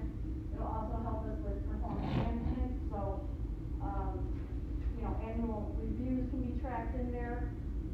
That will help our department heads as far as, documenting conversations with their employees. There also has a segment of education and training, so if somebody gets a certification or something, the department head can just put that information into the system. And then, consider the growth and development of each employee, which can tie into, possibility for promotion or an internal candidate or somebody outside. And then also, most important function is that it interfaces with the existing payroll module. So versus going out and spending thousands on thousands and thousands of dollars with a system such as ADP, which would then affect payroll, that would be a major fee. So we're really looking for something that's already in place and just simply adding, the module. So, there are reporting templates, and customization. So, within this system, if there's something that we may, need as far as like specific to the village of Maywood, then we could, develop that as well. So the manager and, the agenda already knows the cost. The investment summary basically is the license, for the actual module, $4,500. The setup estimate, which includes 6 hours of, labor from Civic is $900. And then training for the department is estimated at a half a day for $600. Total investment is $6,000, at one time, and then an annual support of $1,125 per year. And thank you for your consideration. Thank you, Director Batista. I just would like the board to know that this is already in the budget, the current budget, so, it can absorb this cost. Also, I would like to ask permission of the board to go ahead and move forward with the paperwork so we can get started. This is time sensitive. I think our EEO report is due early January. January 4th. We do anticipate some staff leaving at the end of the year that are retiring, and we want to make sure we have some time, as much time as possible, to train and make this transition to segregate duties. So Mayor, if I could get the blessing of the board to move forward, and then we'll bring forward a contract. Would anybody be opposed to this? No, good question. Yeah. Trustee Jones? On the licensing fee, is that an annual fee as well, or is that a one-time thing? That's one time. Oh, great, so. The $1,125 per year is like the customer support. Oh, that's it? Yeah. Great. Oh. All right. Okay, I think you have an okay to move forward. So do we, since it's Mayor, Trustee Brandon? this question for the attorney, since, we're, there's a monetary amount on here, should there be a motion and second, for this item? Well, we're motioning to move, we're just agreeing to move forward so that we can get the final contract development paperwork done. So there's nothing to motion for. That, or we just, Attorney Drew. for the amount. Thank you. This is gonna be presented at the next meeting in 7 days as an action item, a voting item. This is just more of a consensus. Are you in favor of staff moving forward with this program, with this vendor? If you are, they'll finalize the paperwork. It'll be on your agenda next week for a final vote.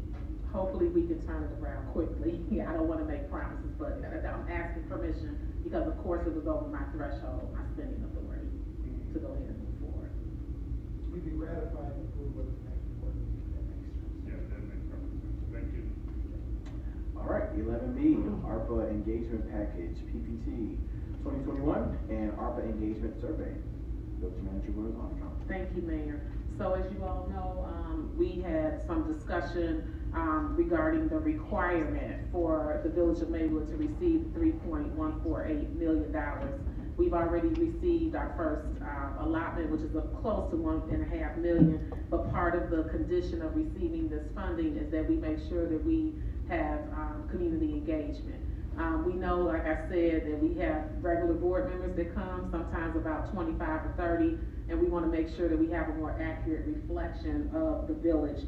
So POLCO is the company, that, works with the National League of Cities in addition to the Illinois Municipal League, and they, have provided us, a package tonight that is, for your review.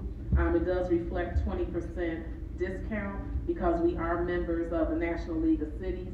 I am also a member of the Illinois City Council Managers Association. The total would be $13,850. They would handle all of the engagement with the community, and some of those items are listed on the sheet for you.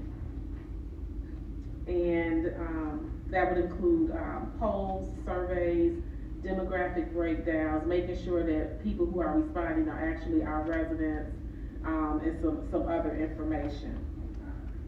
We would also have some paper surveys as well as City Hall, and this amount, that's reflected would not impact the general fund because this can be paid for out of the ARPA funding. All right, so, conversation is just consensus to move forward. Mayor, Trustee Jones? Ms. Armstrong, is there, like a number that we're looking for as far as feedback to make it worth it? And the only reason why I asked that is that I read an article about, I don't know if anyone else read this about Oak Park, pursuing some sort of like feedback, from the residents about ARPA. I think it was, like a very, very low term. So I guess I'm kind of curious if, does that, not that it doesn't matter, but is there something we're saying, okay, if we get, 50 residents or 80 residents, do we think that's worth it? And I guess I'm just thinking about some of the other platforms that we have, we're looking for community engagement, whether it be, like, let's say it's for instance, my civic, if every person from my civic participated in this, would you say it's worth the $32? I think that's I think that's what we want to do. We haven't identified a number. They did indicate here on the ARPA level 2, the client will send invitations through their communication channels. So we know Ms. Banks maintains our social media. They also provide a press kit. They will do a hard mailing to all the residents. We would have surveys on site, as I stated. They would give us some guidance on best practices. And they said the goal is to add at least 200 to 400 stakeholders to the panel in the first iteration, and another 100 or more for each time that they do a hit, or so to speak, in the community. So they haven't given me a definitive number, but that's kind of where their direction. Looks like approximately 200 to 400. I feel like that's good feedback. And even more. So they do a mailing, they're looking to get 200 to 400 engagements. And then if it's a social media hit, they're looking to add another up to 100. Then if it's a poll that's done here at a board meeting, the mayor can put a question up in real time, and people watching can respond to that. So as each time they have an engagement in the community, they're looking to increase it. Okay. Good question, thank you. Mayor, Trustee Brandon? yeah, this is, really not a question, but, just for a statement for the manager in regards to, this particular, company coming in to engage the community. It's my hope that they would, be, working in tandem with the community engagement committee, again, so we have things working on the appropriate channels. Duly noted. All right. Trustee Sanchez? I have to remove myself from the dais. I have to speak. Please abstain for the rest of the meeting. All right, so, 11C, Village IT Systems Assessment, we're listed. Consensus, would everybody be fine with moving forward with the vocal system and the ARPA? Would anybody be opposed to that? Okay, great. All right, 11C, Village IT Systems Assessment, Impact IT Assessment.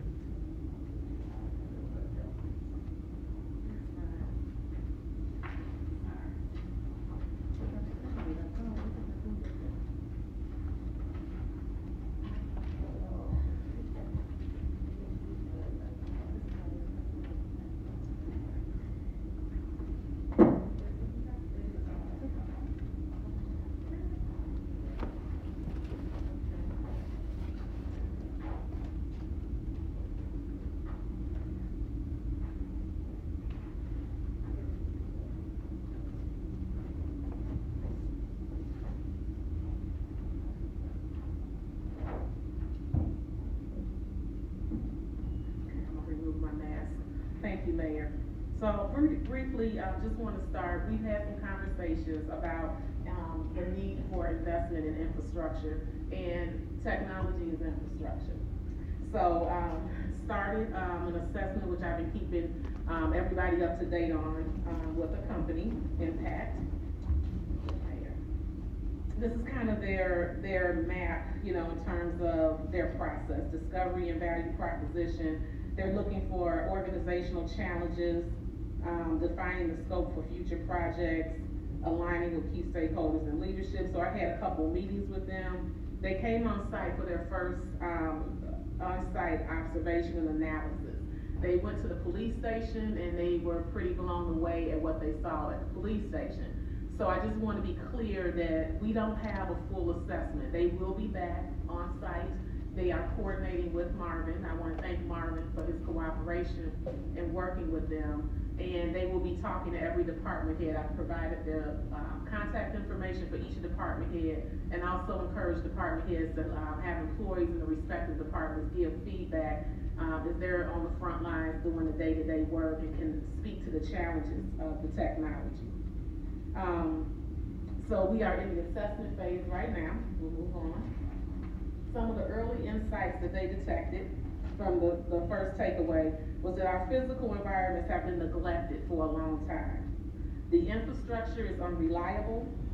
There are a significant number of potential failure points.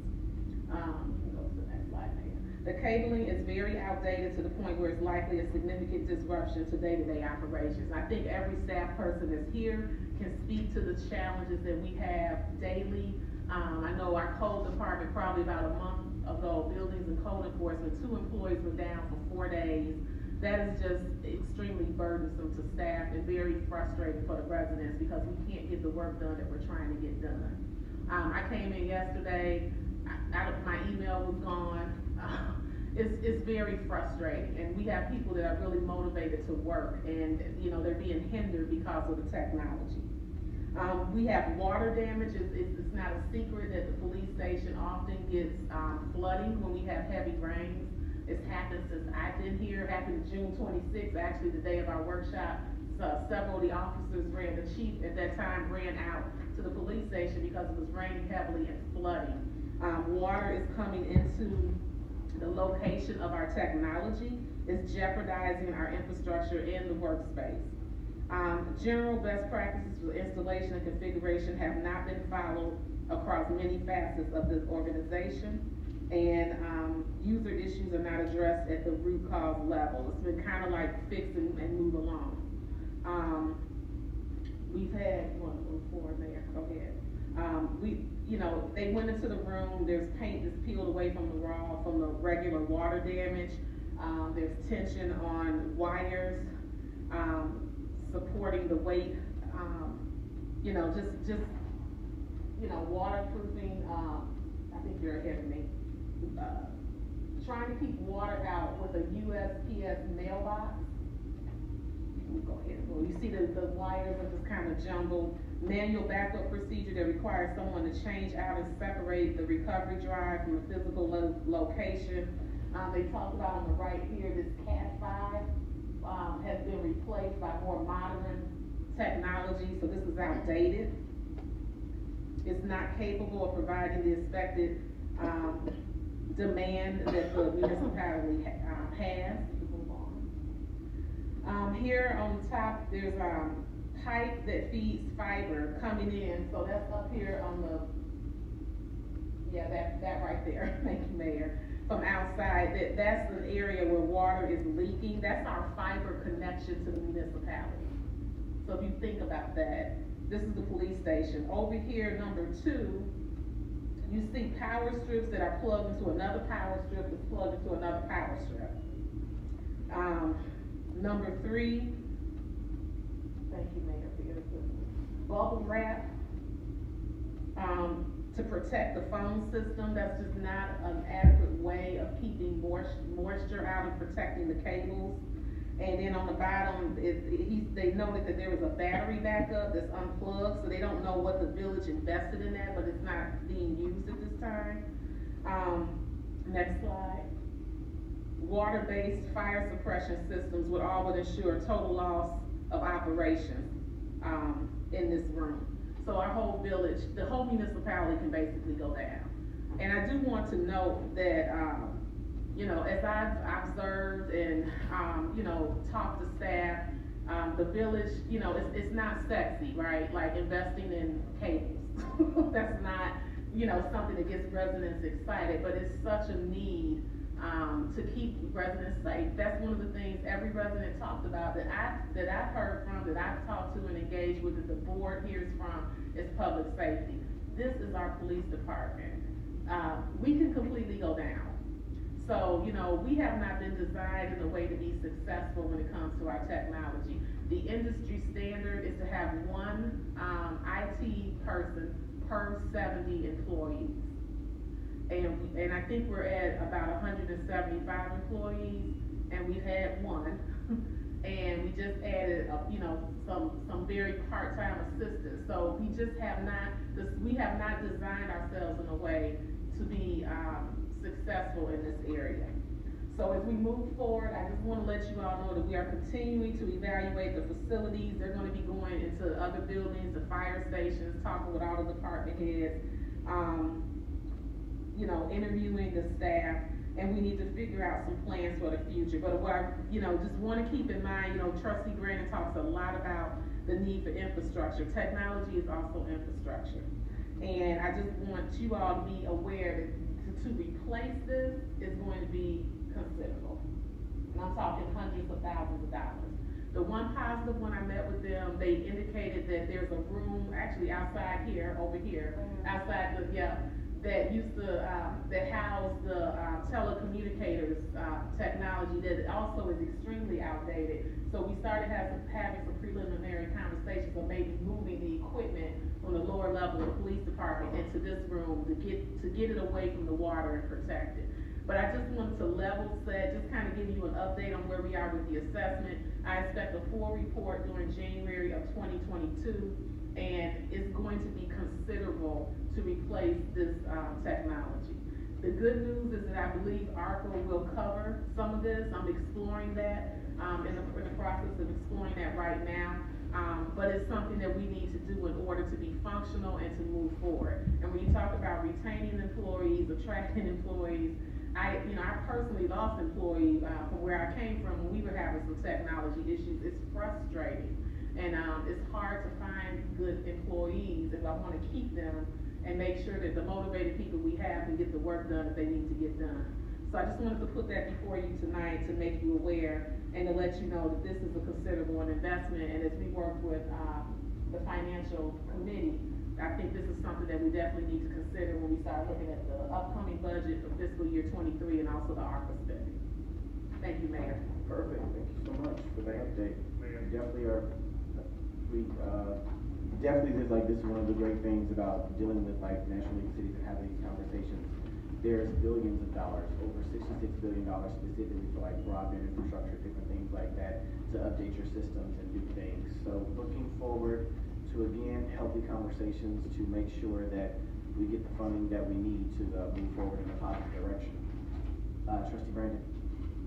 This question for Manager Armstrong. First, thank you for the presentation. I had a question in regards to, so when we had the audit done in, I believe, 2018, 2019, there was no work done, because a lot of these things were highlighted then as well. I thought we had budgeted to address some of these issues, and I kind of find it a little bit concerning that,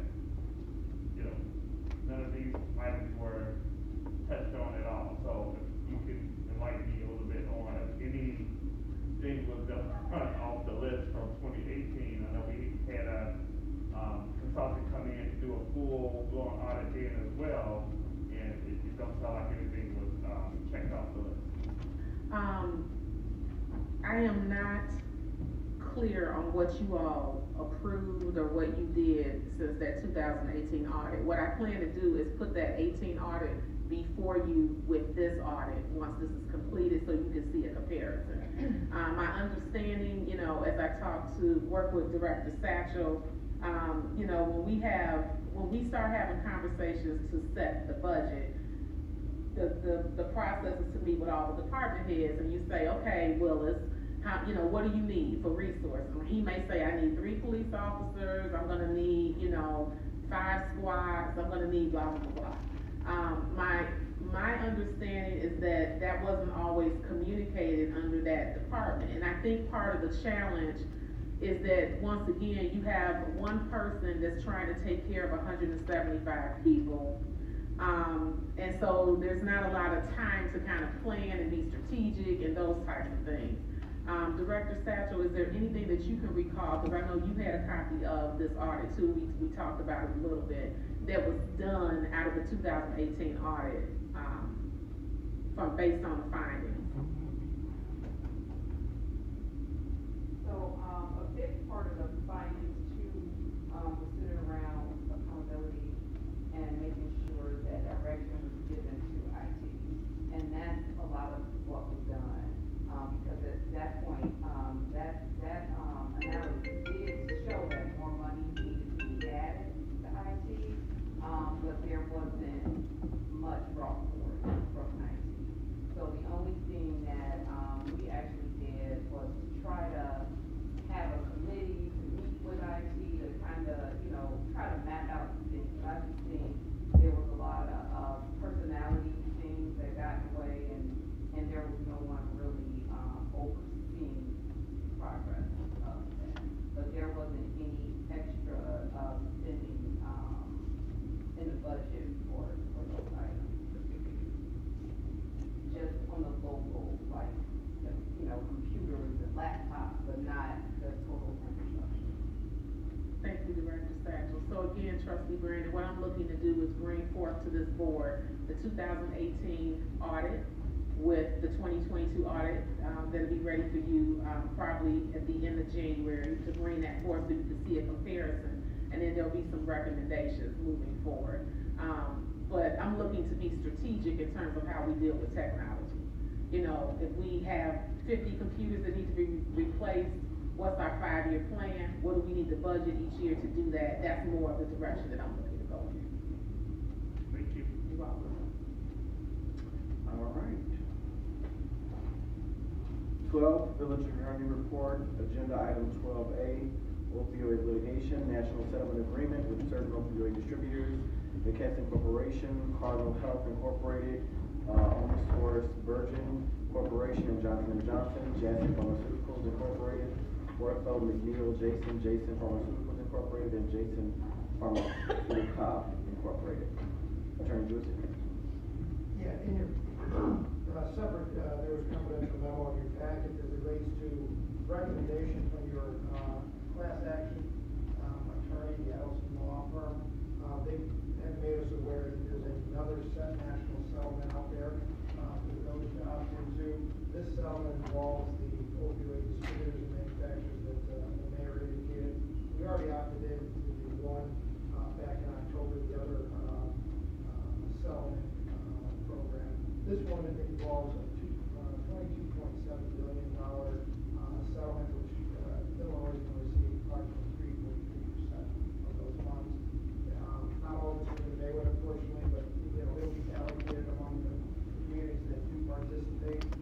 What we have to do is, if you're in favor of opting into the settlement, we have to let others know, and then they'll take the steps to do the proper opt-in notice, which has to be done by January 2nd, 2022, and then they will provide us with settlement agreements that we'll approve, and then we can take care of it. We'll get whatever distribution is allocated to us. The downside to not opting in is we have to take the litigation on your own, and we are not recommending that. For a couple reasons, it would be way too much of a cost and a burden for any individual municipality to fight this fight against these companies. And also, the courts have already indicated that they would, in all likelihood, be a losing battle.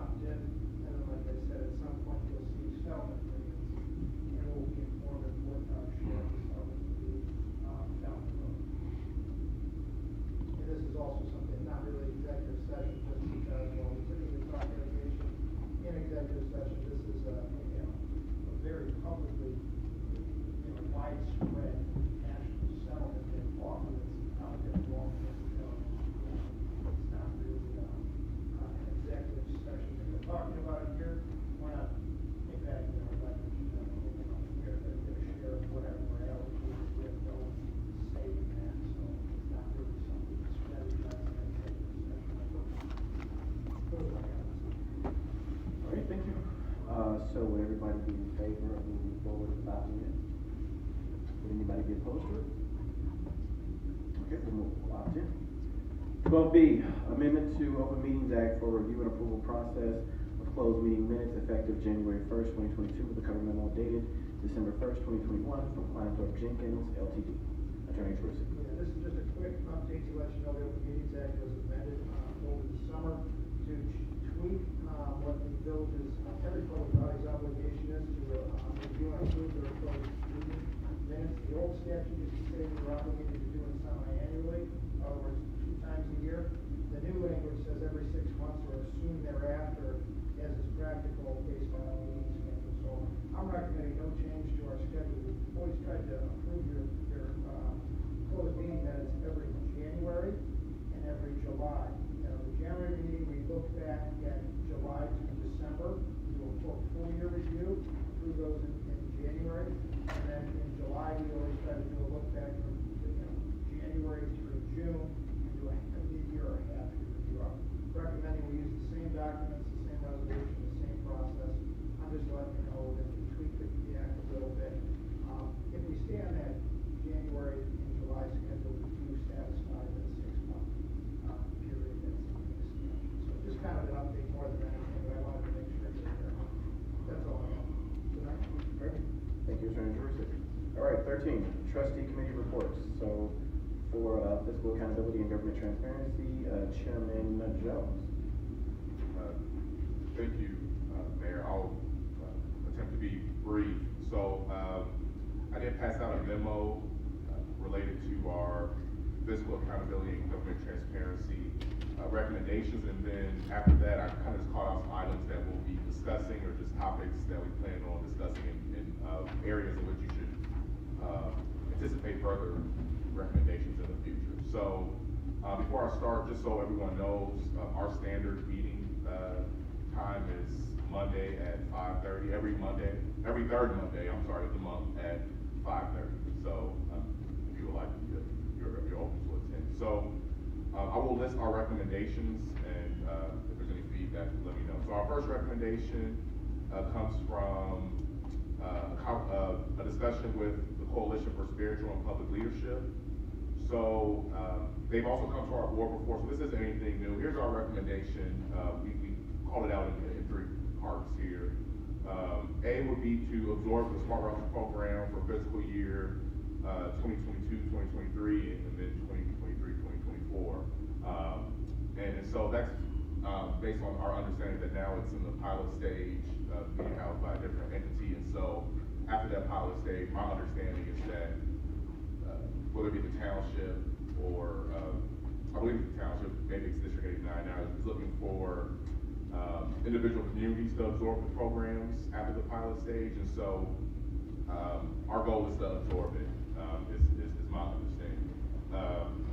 So B would be, in addition to that, would be to identify resources for those 2 years that we called out. So not to just to be clear, we're not talking about this fiscal year. I believe this school year. I believe that is funded, and so we're talking about the next year and the year after that. And then the last would be,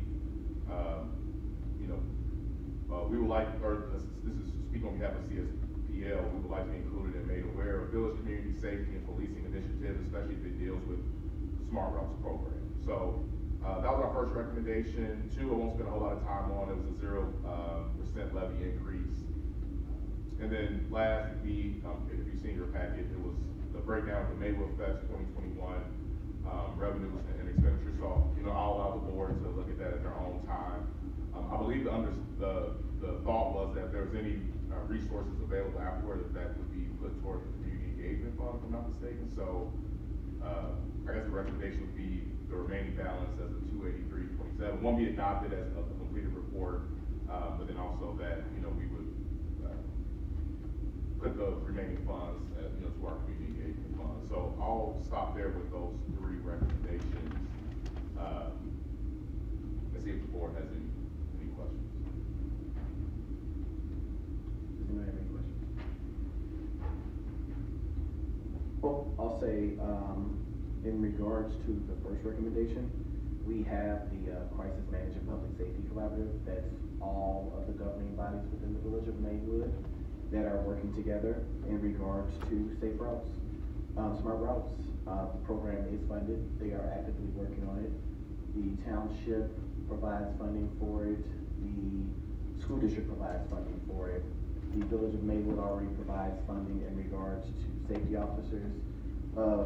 Safety patrol, that is 14 people, that totals about $160,000 a year, and no other community does that within the Profigo Township area.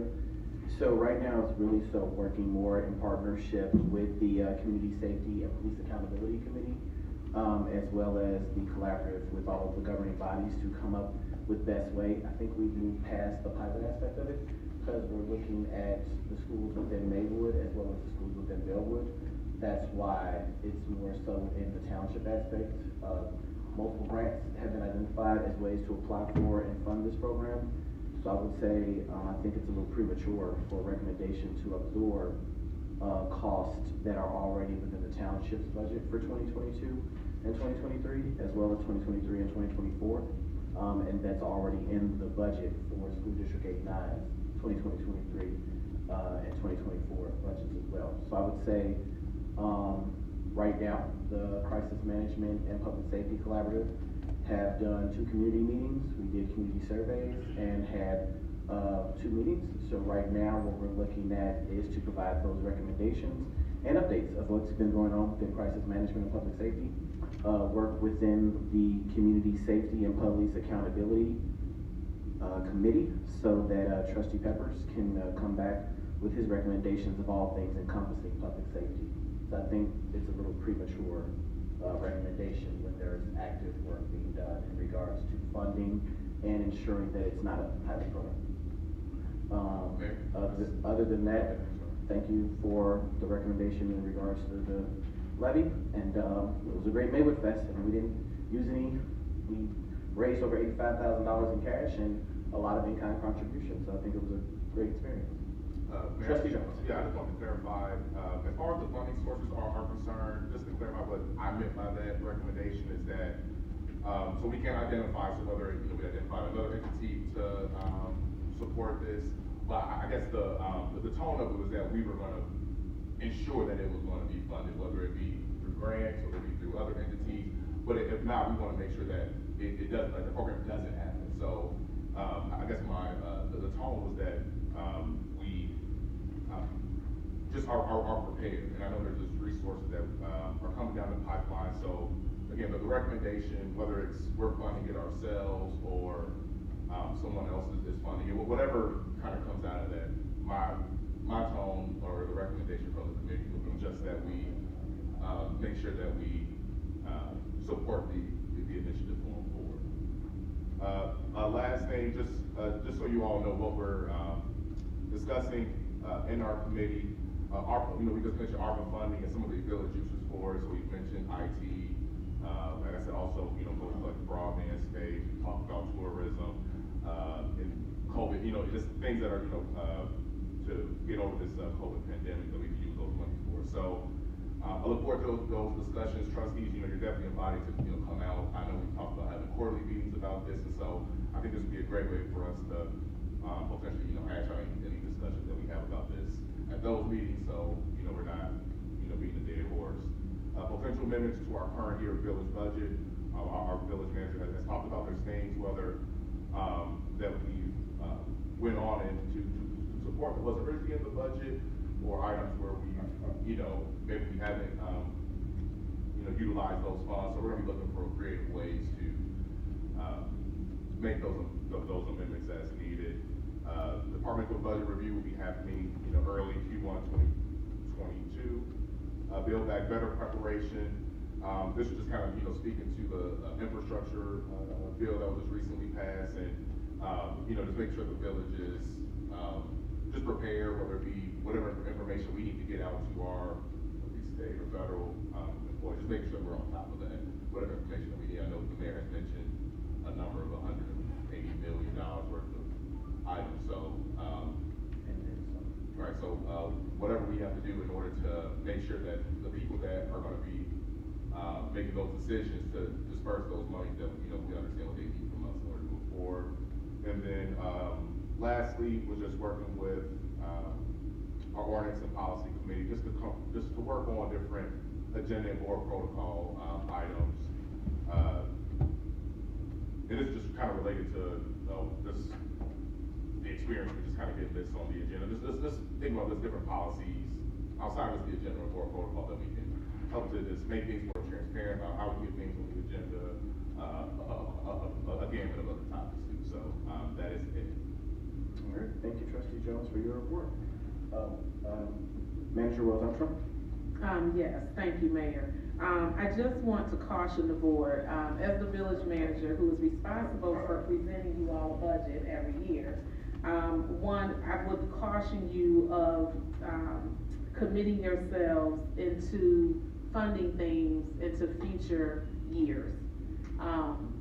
The other question I would raise with the attorney is do you have the authority to bind future administrations to do that? I don't know that you can do that. So that's a concern. And just, it's very challenging every year to put a budget together. I just want you all to understand. Very challenging. There's a lot of conversations and work that goes into that with the department heads and what the needs are. And so I don't even know if the costs have been identified for funding this program, but it's really not wise, especially if we don't even know what the costs are, to be committing the village to that. So I just wanted to state that. With that, of course, the mayor has been very supportive of everybody is on this board to make sure that the Smart Route program is supported and that the kids are safe. But I don't think it's wise, and I'm speaking again as the village manager who's responsible for putting forth a budget to this board to commit this village to costs that we haven't even identified in a time of COVID, with so much uncertainty. So I'll just leave it at that. Thank you, Manager Rose Armstrong. Trustee Jones? So I do agree. I do feel like doing that it does seem like there's some, like, whether it not be risk involved or it maybe will project as much as in the past. I do know, I think you mentioned this in our meeting, that we made a 3-year commitment to the park district related to transferring those parks over, and a part of that was the first year that we were going to commit to just maintain the park, and then after that we committed to up to $100,000 for 2 consecutive years. So I'm not sure if that was, well, I can't get what it is now, but that was the agreement. I was just saying that we have done it in the past. Is that best practice? I agree. I don't know, but we have done it. I don't know how many other agreements that we've done that for, where we had really no. I didn't think we had a great idea of where we were getting these resources from. Luckily, we knew that the debt service was coming up. We knew that there's other opportunities for us to receive funding, but we made that agreement just kind of like, hey, this needs to get done, and you all on it. So I only said to say we have done it before. I agree. I don't know if it's best practice. So I'm not sure where to take this recommendation, just so we're clear. I know we have folks from CSPO here, so I guess I want to get the board's idea. Where are we going to move forward? Just so they're clear. Again, if we're not comfortable for committing for 2 years, that's fine. But I know we were asking some bond funding this year. We ended up not needing to do that, which is great. So that's where we want to focus on next year. And it seemed like the mayor's already committed to that. So I'm sure he'll make sure that CSPL's at the table and it's funded. So I'm comfortable moving forward. But I just want to let you know we have done it before, and I was maybe a year ago around this time. So we have made those kind of multi-year agreements. Fortunately, or unfortunately. So Thank you. I guess I'll say, again, as I said, devoted to public safety and police accountability to come back with a full report of everything that's being done from a crisis management, public safety, and police accountability standpoint, inclusive of ongoing conversations that includes my routes. So, to say they would like to be included, the public meetings were very well advertised, and the community safety and public police accountability, they have monthly meetings, and they're more than welcome to attend. All right, I'm going to move 16A, which is Pro Champ's proposal, ordinance and policy committee. It's under board of trustees comments. It's actually supposed to be under committee reports. So I will turn the floor over to Chairwoman Reyes Plummer from the ordinance and policy committee. Okay, in my committee, which is the ordinance policy committee, we had, come up with a recommendation that the village attorney review the current ordinance, in the order to include updates on initial and renewal registration fees, surrounding cities or towns, in hopes that if there's more money to be, I guess, asked for, we can go ahead and project that and say, hey, can we, put this contract out there to ask for a little bit more money rather than staying still at the, proposal rate that they have given us. That's it. All right, so would everybody be in favor of going forward with the Pro Champ's proposal? No. We are gonna have him, right? So you say, okay, I'm sorry. Everyone be in favor of the attorney reviewing the proposal and coming back with an amended proposal? Yes. Okay. Would anybody be opposed to that? Point of clarity, Mayor. So the attorney. Trustee Brandon. So the attorney is gonna be looking at it from the, perspective of reviewing what they're recommending, and then we're reviewing what we currently have, and seeing which one is better suited for the village of Maywood. And this is, really what my concern is, what it takes to cut, because they're coming in, trying to, really make it out. They're an outside company, trying to identify, and they do this across the board with different municipalities. I know the whole process. And so my hope is that the attorney is gonna be looking at what we have in place, and then what they have, and making sure that what we have, or what they're producing, which one is the best, which one is in the best interest of the village of Maywood, not just amending to what Pro Champs is requesting, because whatever they're requesting is gonna be in their best interest of their company and their business, so they can bring in revenue for their company. So my hope is he's gonna be reviewing both of them, and then identify which one is in the best interest of the village of Maywood. Okay, well, thank you, Chairwoman Reyes Plummer, for reviewing the Pro Champs agreement and coming up with this recommendation that apparently brings concern. So Trustee Reyes Plummer, did you have a comment for I do. Trustee Brandon? So, for instance, they offered, $325, so they would take $150 from that, and then we would pocket the rest. Is that, like, that's how that process would go. It's not just, they give us an amount, and then that's what they get, the full amount, no. Yeah, I understand that. I'm just making sure that the attorney is gonna be looking at if it's in the best interest of what they're presenting and what we currently have. So I think the recommendation is for the attorney to look at it and make sure that one or the other is the best. So would everybody be in favor of that? Just to clarify, okay? Trustee Jones? What is this, what do we do? I was under the impression that, we don't do anything related to this, is about the vacant property. Yeah. Okay, I was under the impression that, we were gonna utilize this, company because we don't have the staff for what we weren't doing. Is that? Absolutely. So wait, so are the attorney gonna look at it? What we're asking the attorney to do is put together a report of what we currently are doing. Which is nothing, right? Right. Well, it's. what, No, that's not true. Can I speak to this? Manager Will Thorne. This is operations. We have a buildings and code enforcement department, as you all know. I think we have 3 code inspectors. We still need to hire a building inspector. That position's been vacant for the 6 months that I've been here. This company provides the resources because we don't have the capacity to bog down our staff to be researching all day what property belongs to who. So there's no charge to the village to partner with this company. They do all the work. They have a team of people that are making calls all day, doing research, identifying John Smith owns XYZ. Once we identify who owns the property, we then, through our ordinance, have them register the property. with the Village of Maywood, and there's a fee for them to do that. They recommend, I believe, $325. It has gone as high as $5-something, which even the representative said he thought was outrageous. And I think Rockford, or Rock Island, one of the municipalities up north does that.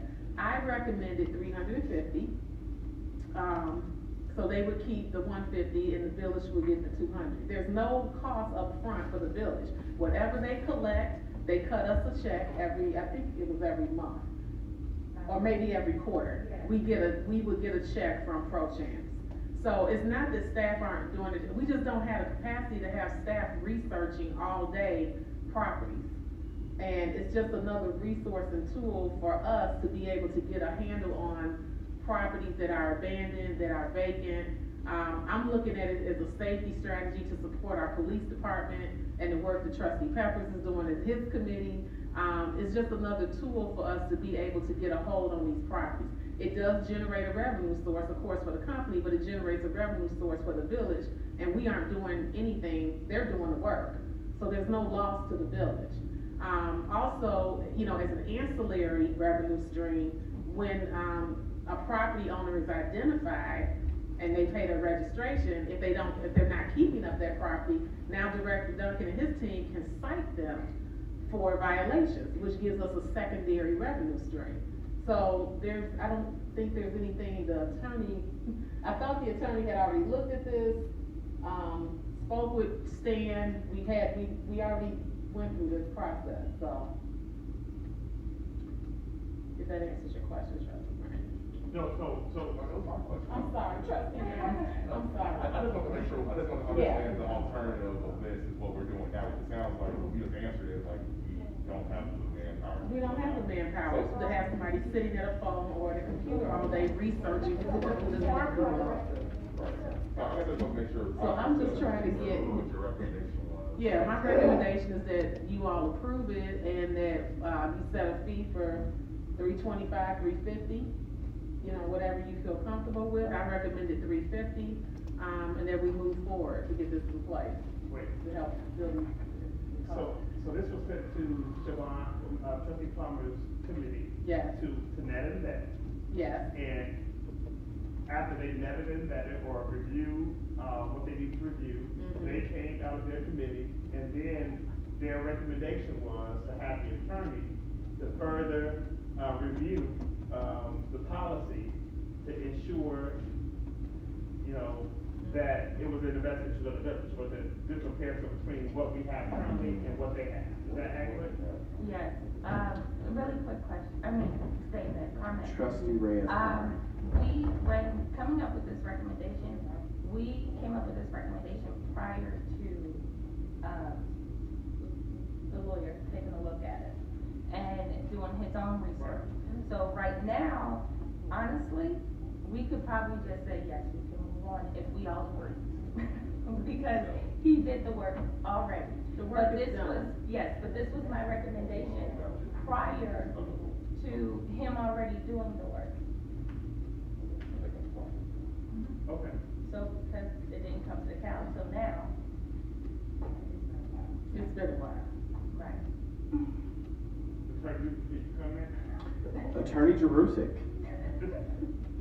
I took the direction from the last committee, the whole meeting. What I did was I looked at the documents, prepared a resolution approving the agreement, refined their agreement. It is a standard agreement. They do business with 50, municipalities in Illinois and other communities around, the country.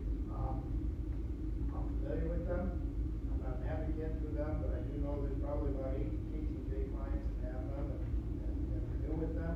That's just on the side. There are communities that don't use them. But I reviewed their agreement.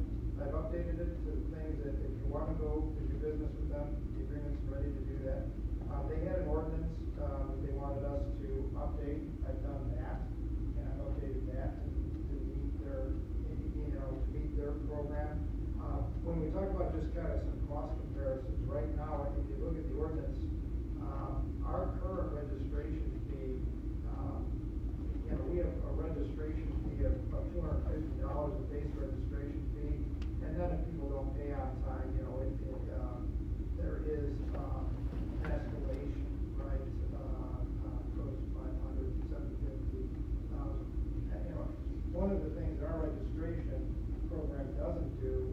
what this company does, which is, they're housed in Florida. They got a group of people that are like paralegals that, have access to the county public records and public documents, and they're dying to search all the public records to figure out who owns these vacant homes. They keep tabs on the foreclosures. They do things more cost effectively than I normally do, right? When we bill. And they do provide that information to both staff and, legal, in order to chase down, water accounts and empty, code violations, et cetera. So, and it's correct, the manager is correct. Their program is $350, the $325 registration, per property, and they keep, about $2,500, and the village keeps $200. It's an outsource, 100% outsource. They're doing this for the village. They're making about a third of that, but you're keeping the other 2/3 of the money, and they are kind of an outsourcing arm of the village's building department, legal department, code department in terms of helping, get a handle on vacant and foreclosed properties, who owns them, who are the banks that are, in play. A lot of these properties, it's an absentee landlord that you might not be able to find, but there's a lender involved, it hooks a lender, that kind of stuff. So, they are in Illinois, they do represent a lot of communities. There seems to be, I'm not aware of any complaints with our clients, and our clients typically renew with them. I don't know what other communities nearby, have done, but I do know that the fee structure that's in their contract, in their ordinance, is the same it's not like they're, at least with the agreements that I'm familiar with, they're not, and there may be a Rock Island example where somebody said, hey, let's double the fee or whatever, but most of the clients that we do business with, that they do business with our clients, this is the same template, fee structure, ordinance, et cetera. And if I may, I believe there's a 30-day. Manager Rose Armstrong. Sorry, Mayor. I believe there's a 30-day clause if you all are unhappy at any point that you can submit and withdraw. So there's absolutely no loss, no risk for the village. Mayor. We have spoken more than 2 times. No, I'm sorry. I need to follow up to Attorney Jerusalem. Trustee Brandon. Thank you. So when they came, just for a point of clarity, because I walked through. I accessed this. We sent to the committee because when the gentleman was here, he made a few points. And one of the points that he made that the entire ordinance that we had on books needed to be gutted and replaced. And so it was sent to Trustee Plummer's committee to evaluate the current ordinance that this gentleman referred to that needs to be gutted and replaced. And so they came out with a recommendation that the attorney review it. So my point to the attorney is that when you are evaluating this ordinance, does our ordinance need to be gutted and replaced with the recommendations that was made by the gentleman who did the presentation? And those were his words. And so he presented on behalf of his company, his thoughts, his perception of what our ordinance was. So that's why I was leaning on the attorney and really listening in and leaning in to see what the response was going to be based on what this guy's perception was or his opinion was based on our current ordinance pertaining to this. And so that's why I was leaning in to what was being said and taking mental notes in regards to what the outcome was. And that's what I'm looking for from the attorney's expertise, as his information pertaining to what we have on the book, what this guy presented, and what's the best route to go. Thank you all. So, Attorney General 6. Yeah, just briefly to address Trustee Brandon's comments, our ordinance was adopted back in 2006. It did need to be updated, especially in light of its, if it wasn't being enforced or followed through it as diligently as possible, we did, update it because ours covered vacant buildings, for instance, and it's very comprehensive. We kept in place that structure, and we just added the foreclosed mortgage properties to what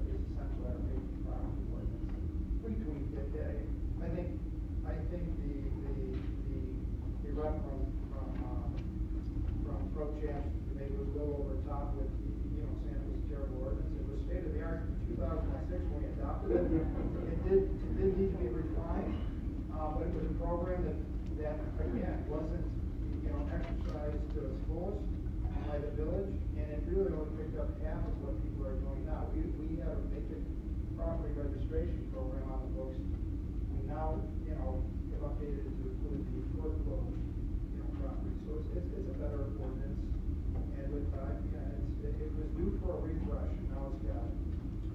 Okay, would everybody be in favor of moving forward with ProChamps? Yes.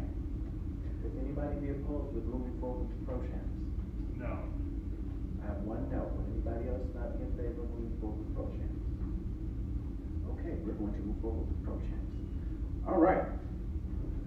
14, new business. 14A, we're going to move 14A to the Code and Policy Committee, so we'll take 14A off. 14B, ordinance and planning. Yes.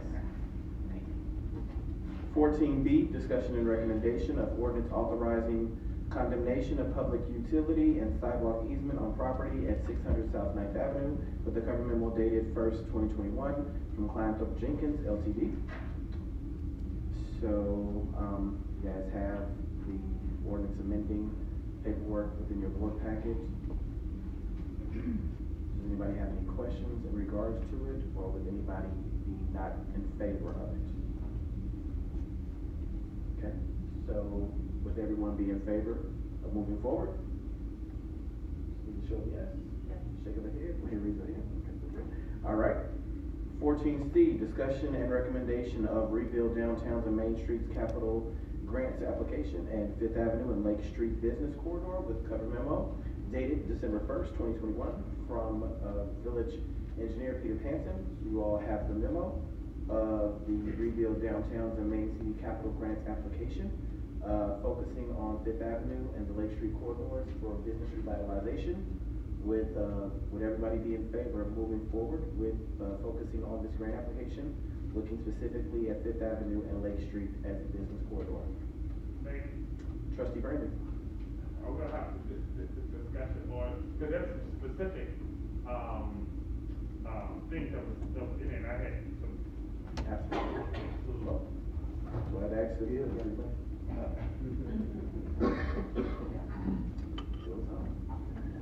Yeah, so I did take a look at it, this walk project identified, I'm just, grant to add some additional, energy to the Fifth Avenue corridor. One of the questions that I had is, I know that we had applied some time ago for a grant to, do, something like with the ferry pass. So I know like the Fifth Avenue portion of the ferry pass is in what is considered, a downtown corridor, which goes from Quincy to Lake Street. So I was wondering if possible, we could actually include something, also take a look at that entrance on, Fifth Avenue by the ferry pass, as people are like crossing, that ferry pass, do something creative or inviting along that space. Is that something possibly that can be done? Absolutely. Yeah, so I just wanted to include that, in there, and I know that when we get the signage across the village in regards to the design that we had chose, which is at Village Hall, as well as here in front of the department, there was, I guess, other signage that was like kind of included with that whole, ordeal. We're talking about putting it in like key places as well. So as long as we are continuing like with that design and not doing anything that's not incorporating what we've already kind of like spent money on in regards to that, walking staff. Right, so if the village is fortunate to receive the grant award, staff, officials are then chance of weighing on the final studies. Okay. On that, so. And the last, I talked about this earlier in regards to the train situation. Is this something that could potentially be, incorporated what we were talking about earlier of utilizing for the train potentially? We are including the, property, north of the library building as part of this application. That is that property, appraisal, acquisition and so forth. However, as what we talked about earlier with the train station, I would not recommend including that in this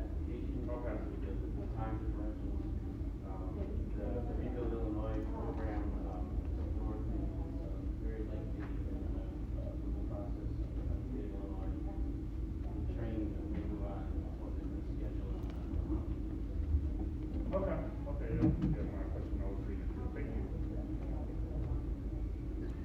All right, wonderful. Does anyone else have any other questions?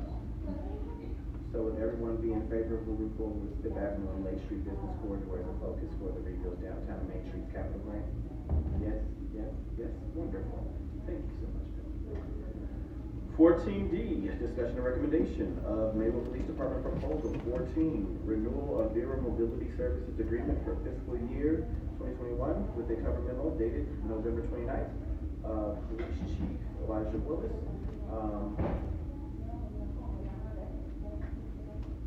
Hello. Hello. Good evening. How are you?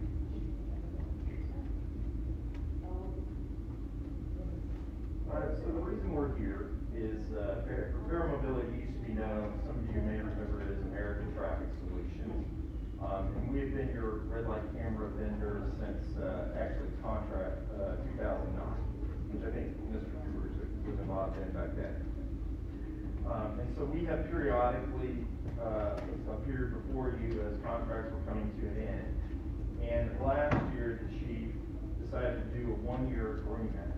We had Maywood 05 that went down, and it dramatically affected revenue that the city saw because it is your highest producing site.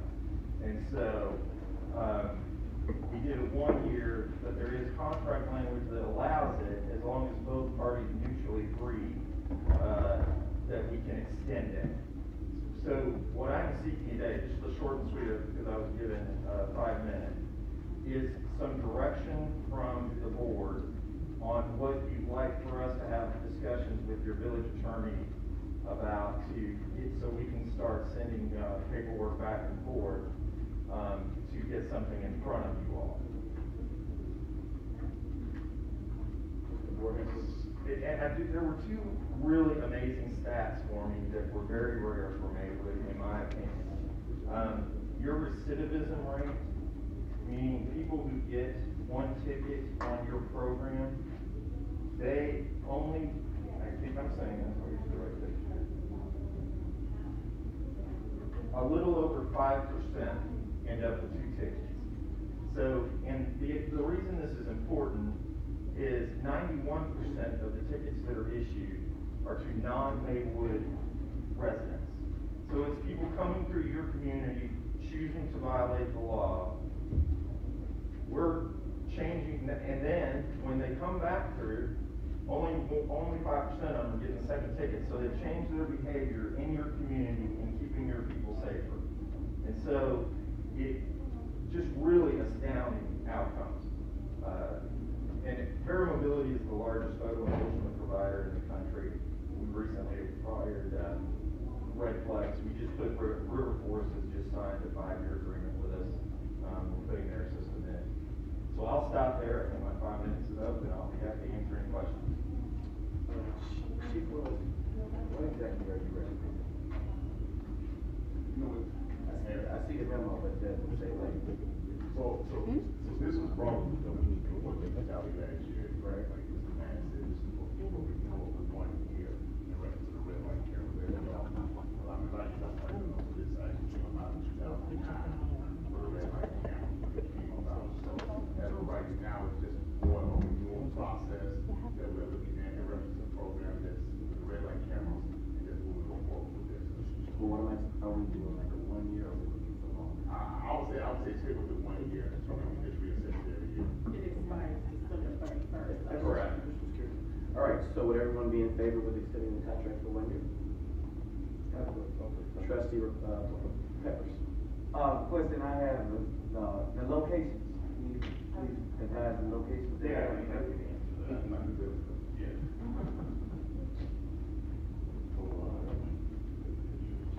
Okay, you want to speak on that real quick, Dave? Yeah. Currently we have 5 cameras. Location 1 will be at First Avenue, Chicago Avenue, southbound.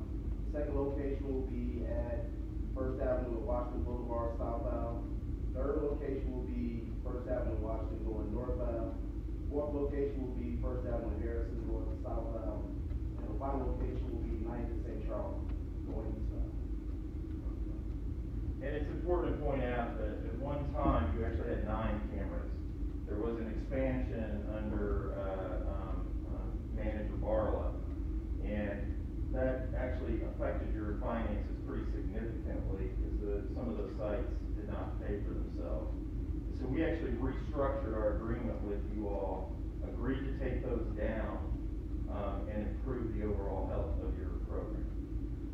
Excuse me, what were the other sites that weren't working with? Okay, we had 2 cameras at Ninth Avenue and Madison Street. I think it was I did not have it up. I did it. I recall Ninth Avenue, Madison Street going east and west. And Ninth and Madison wasn't productive? For my record, it wasn't not. Dave, you guys have questions? No, it's absolutely right. So you had, it's the camera on St. Charles under current system is at that time. Now, traffic patterns may change because we did this years ago. But at that time, you had 5 cameras that were sort of on the edge. And Chief Talley elected to keep the one at St. Charles because he thought it was important to have that presence in the community. And also let everybody know that it's not about the money, it was about safety, and he wanted to continue to provide that safety at that location. And our last 2 was Roosevelt Road and First Avenue, and we had a second camera at Ninth and St. Charles. All right, I have a question. Trustee Reyes-Bonner.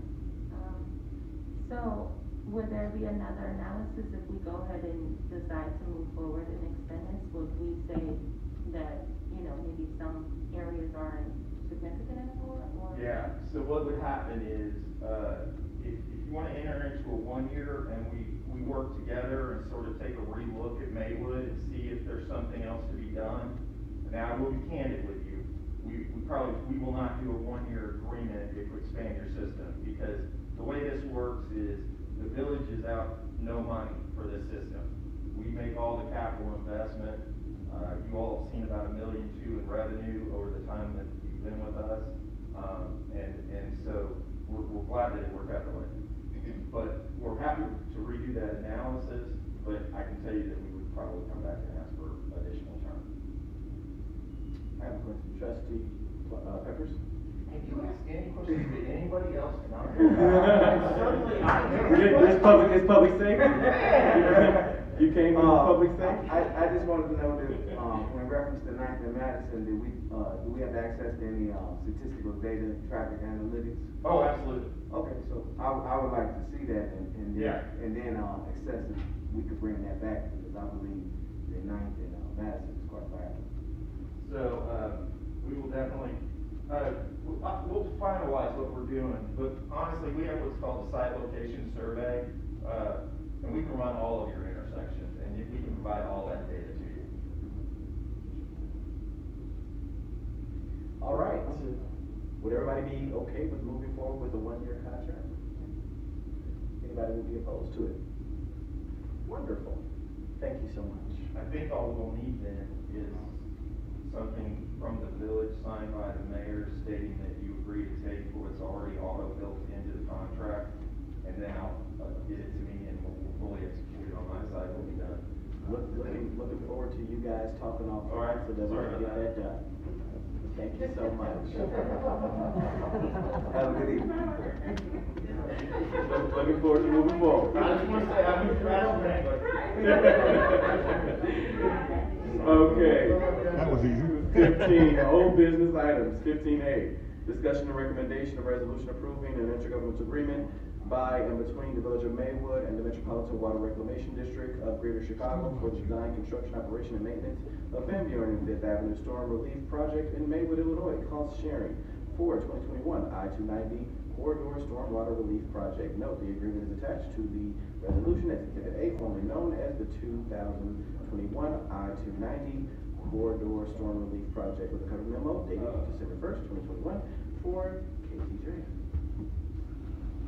Anyone have any questions in regards to the agreement or in regards to any of the exhibits or the attachments? Would everybody be in favor of moving forward with this? Would anybody be opposed to this?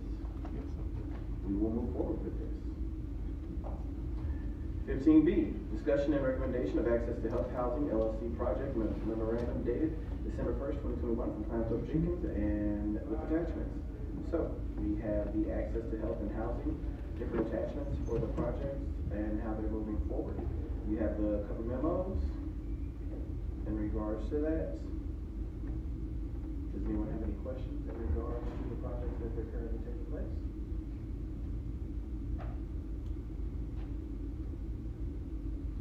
Attorney Jerusalem, did you want to speak on this? Just real briefly, this is actually approval of the final plans for this project. In your RDA, what we always build in is a, when the RDA gets approved, they present a concept plan, basically building elevations, and they paint a pretty picture of what they're gonna build. We always make sure we hold the developer's feet to the fire and actually build a pretty picture of that, and this is it. This is, they've gone through the whole, kind of design process, they've now refined their preliminary plans to their final plans, and these, approval of these plans is kind of the final step before they get the building permit to go and start construction. So, this is sort of a control check by the building board to make sure you're gonna get the development they promised to build when we first introduced the plan. All right, so is everyone okay with moving forward with final approval of this project? Of these projects? All right, would anybody be opposed to it? Hearing none, we will move forward with the project. Congratulations again, IFF and DN. Thank you so much for your continued partnership with the Village of Maywood. Thank you. All right.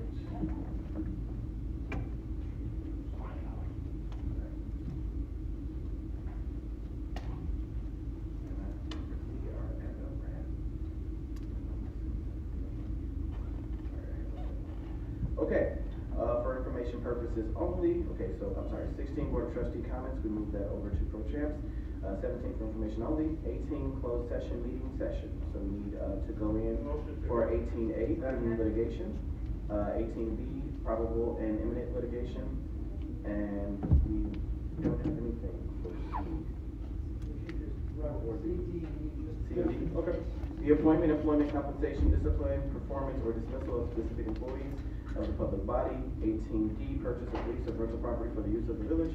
18E, security procedures and the use of personnel and equipment to respond to actual threatened and responsibly potential danger to the safety of employees, students, staff, and public property. So I had a motion. Yes.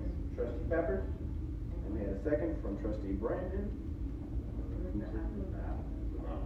Well, let's flip it. I had a motion by Trustee Brandon, second by Trustee Peppers. Are there any questions?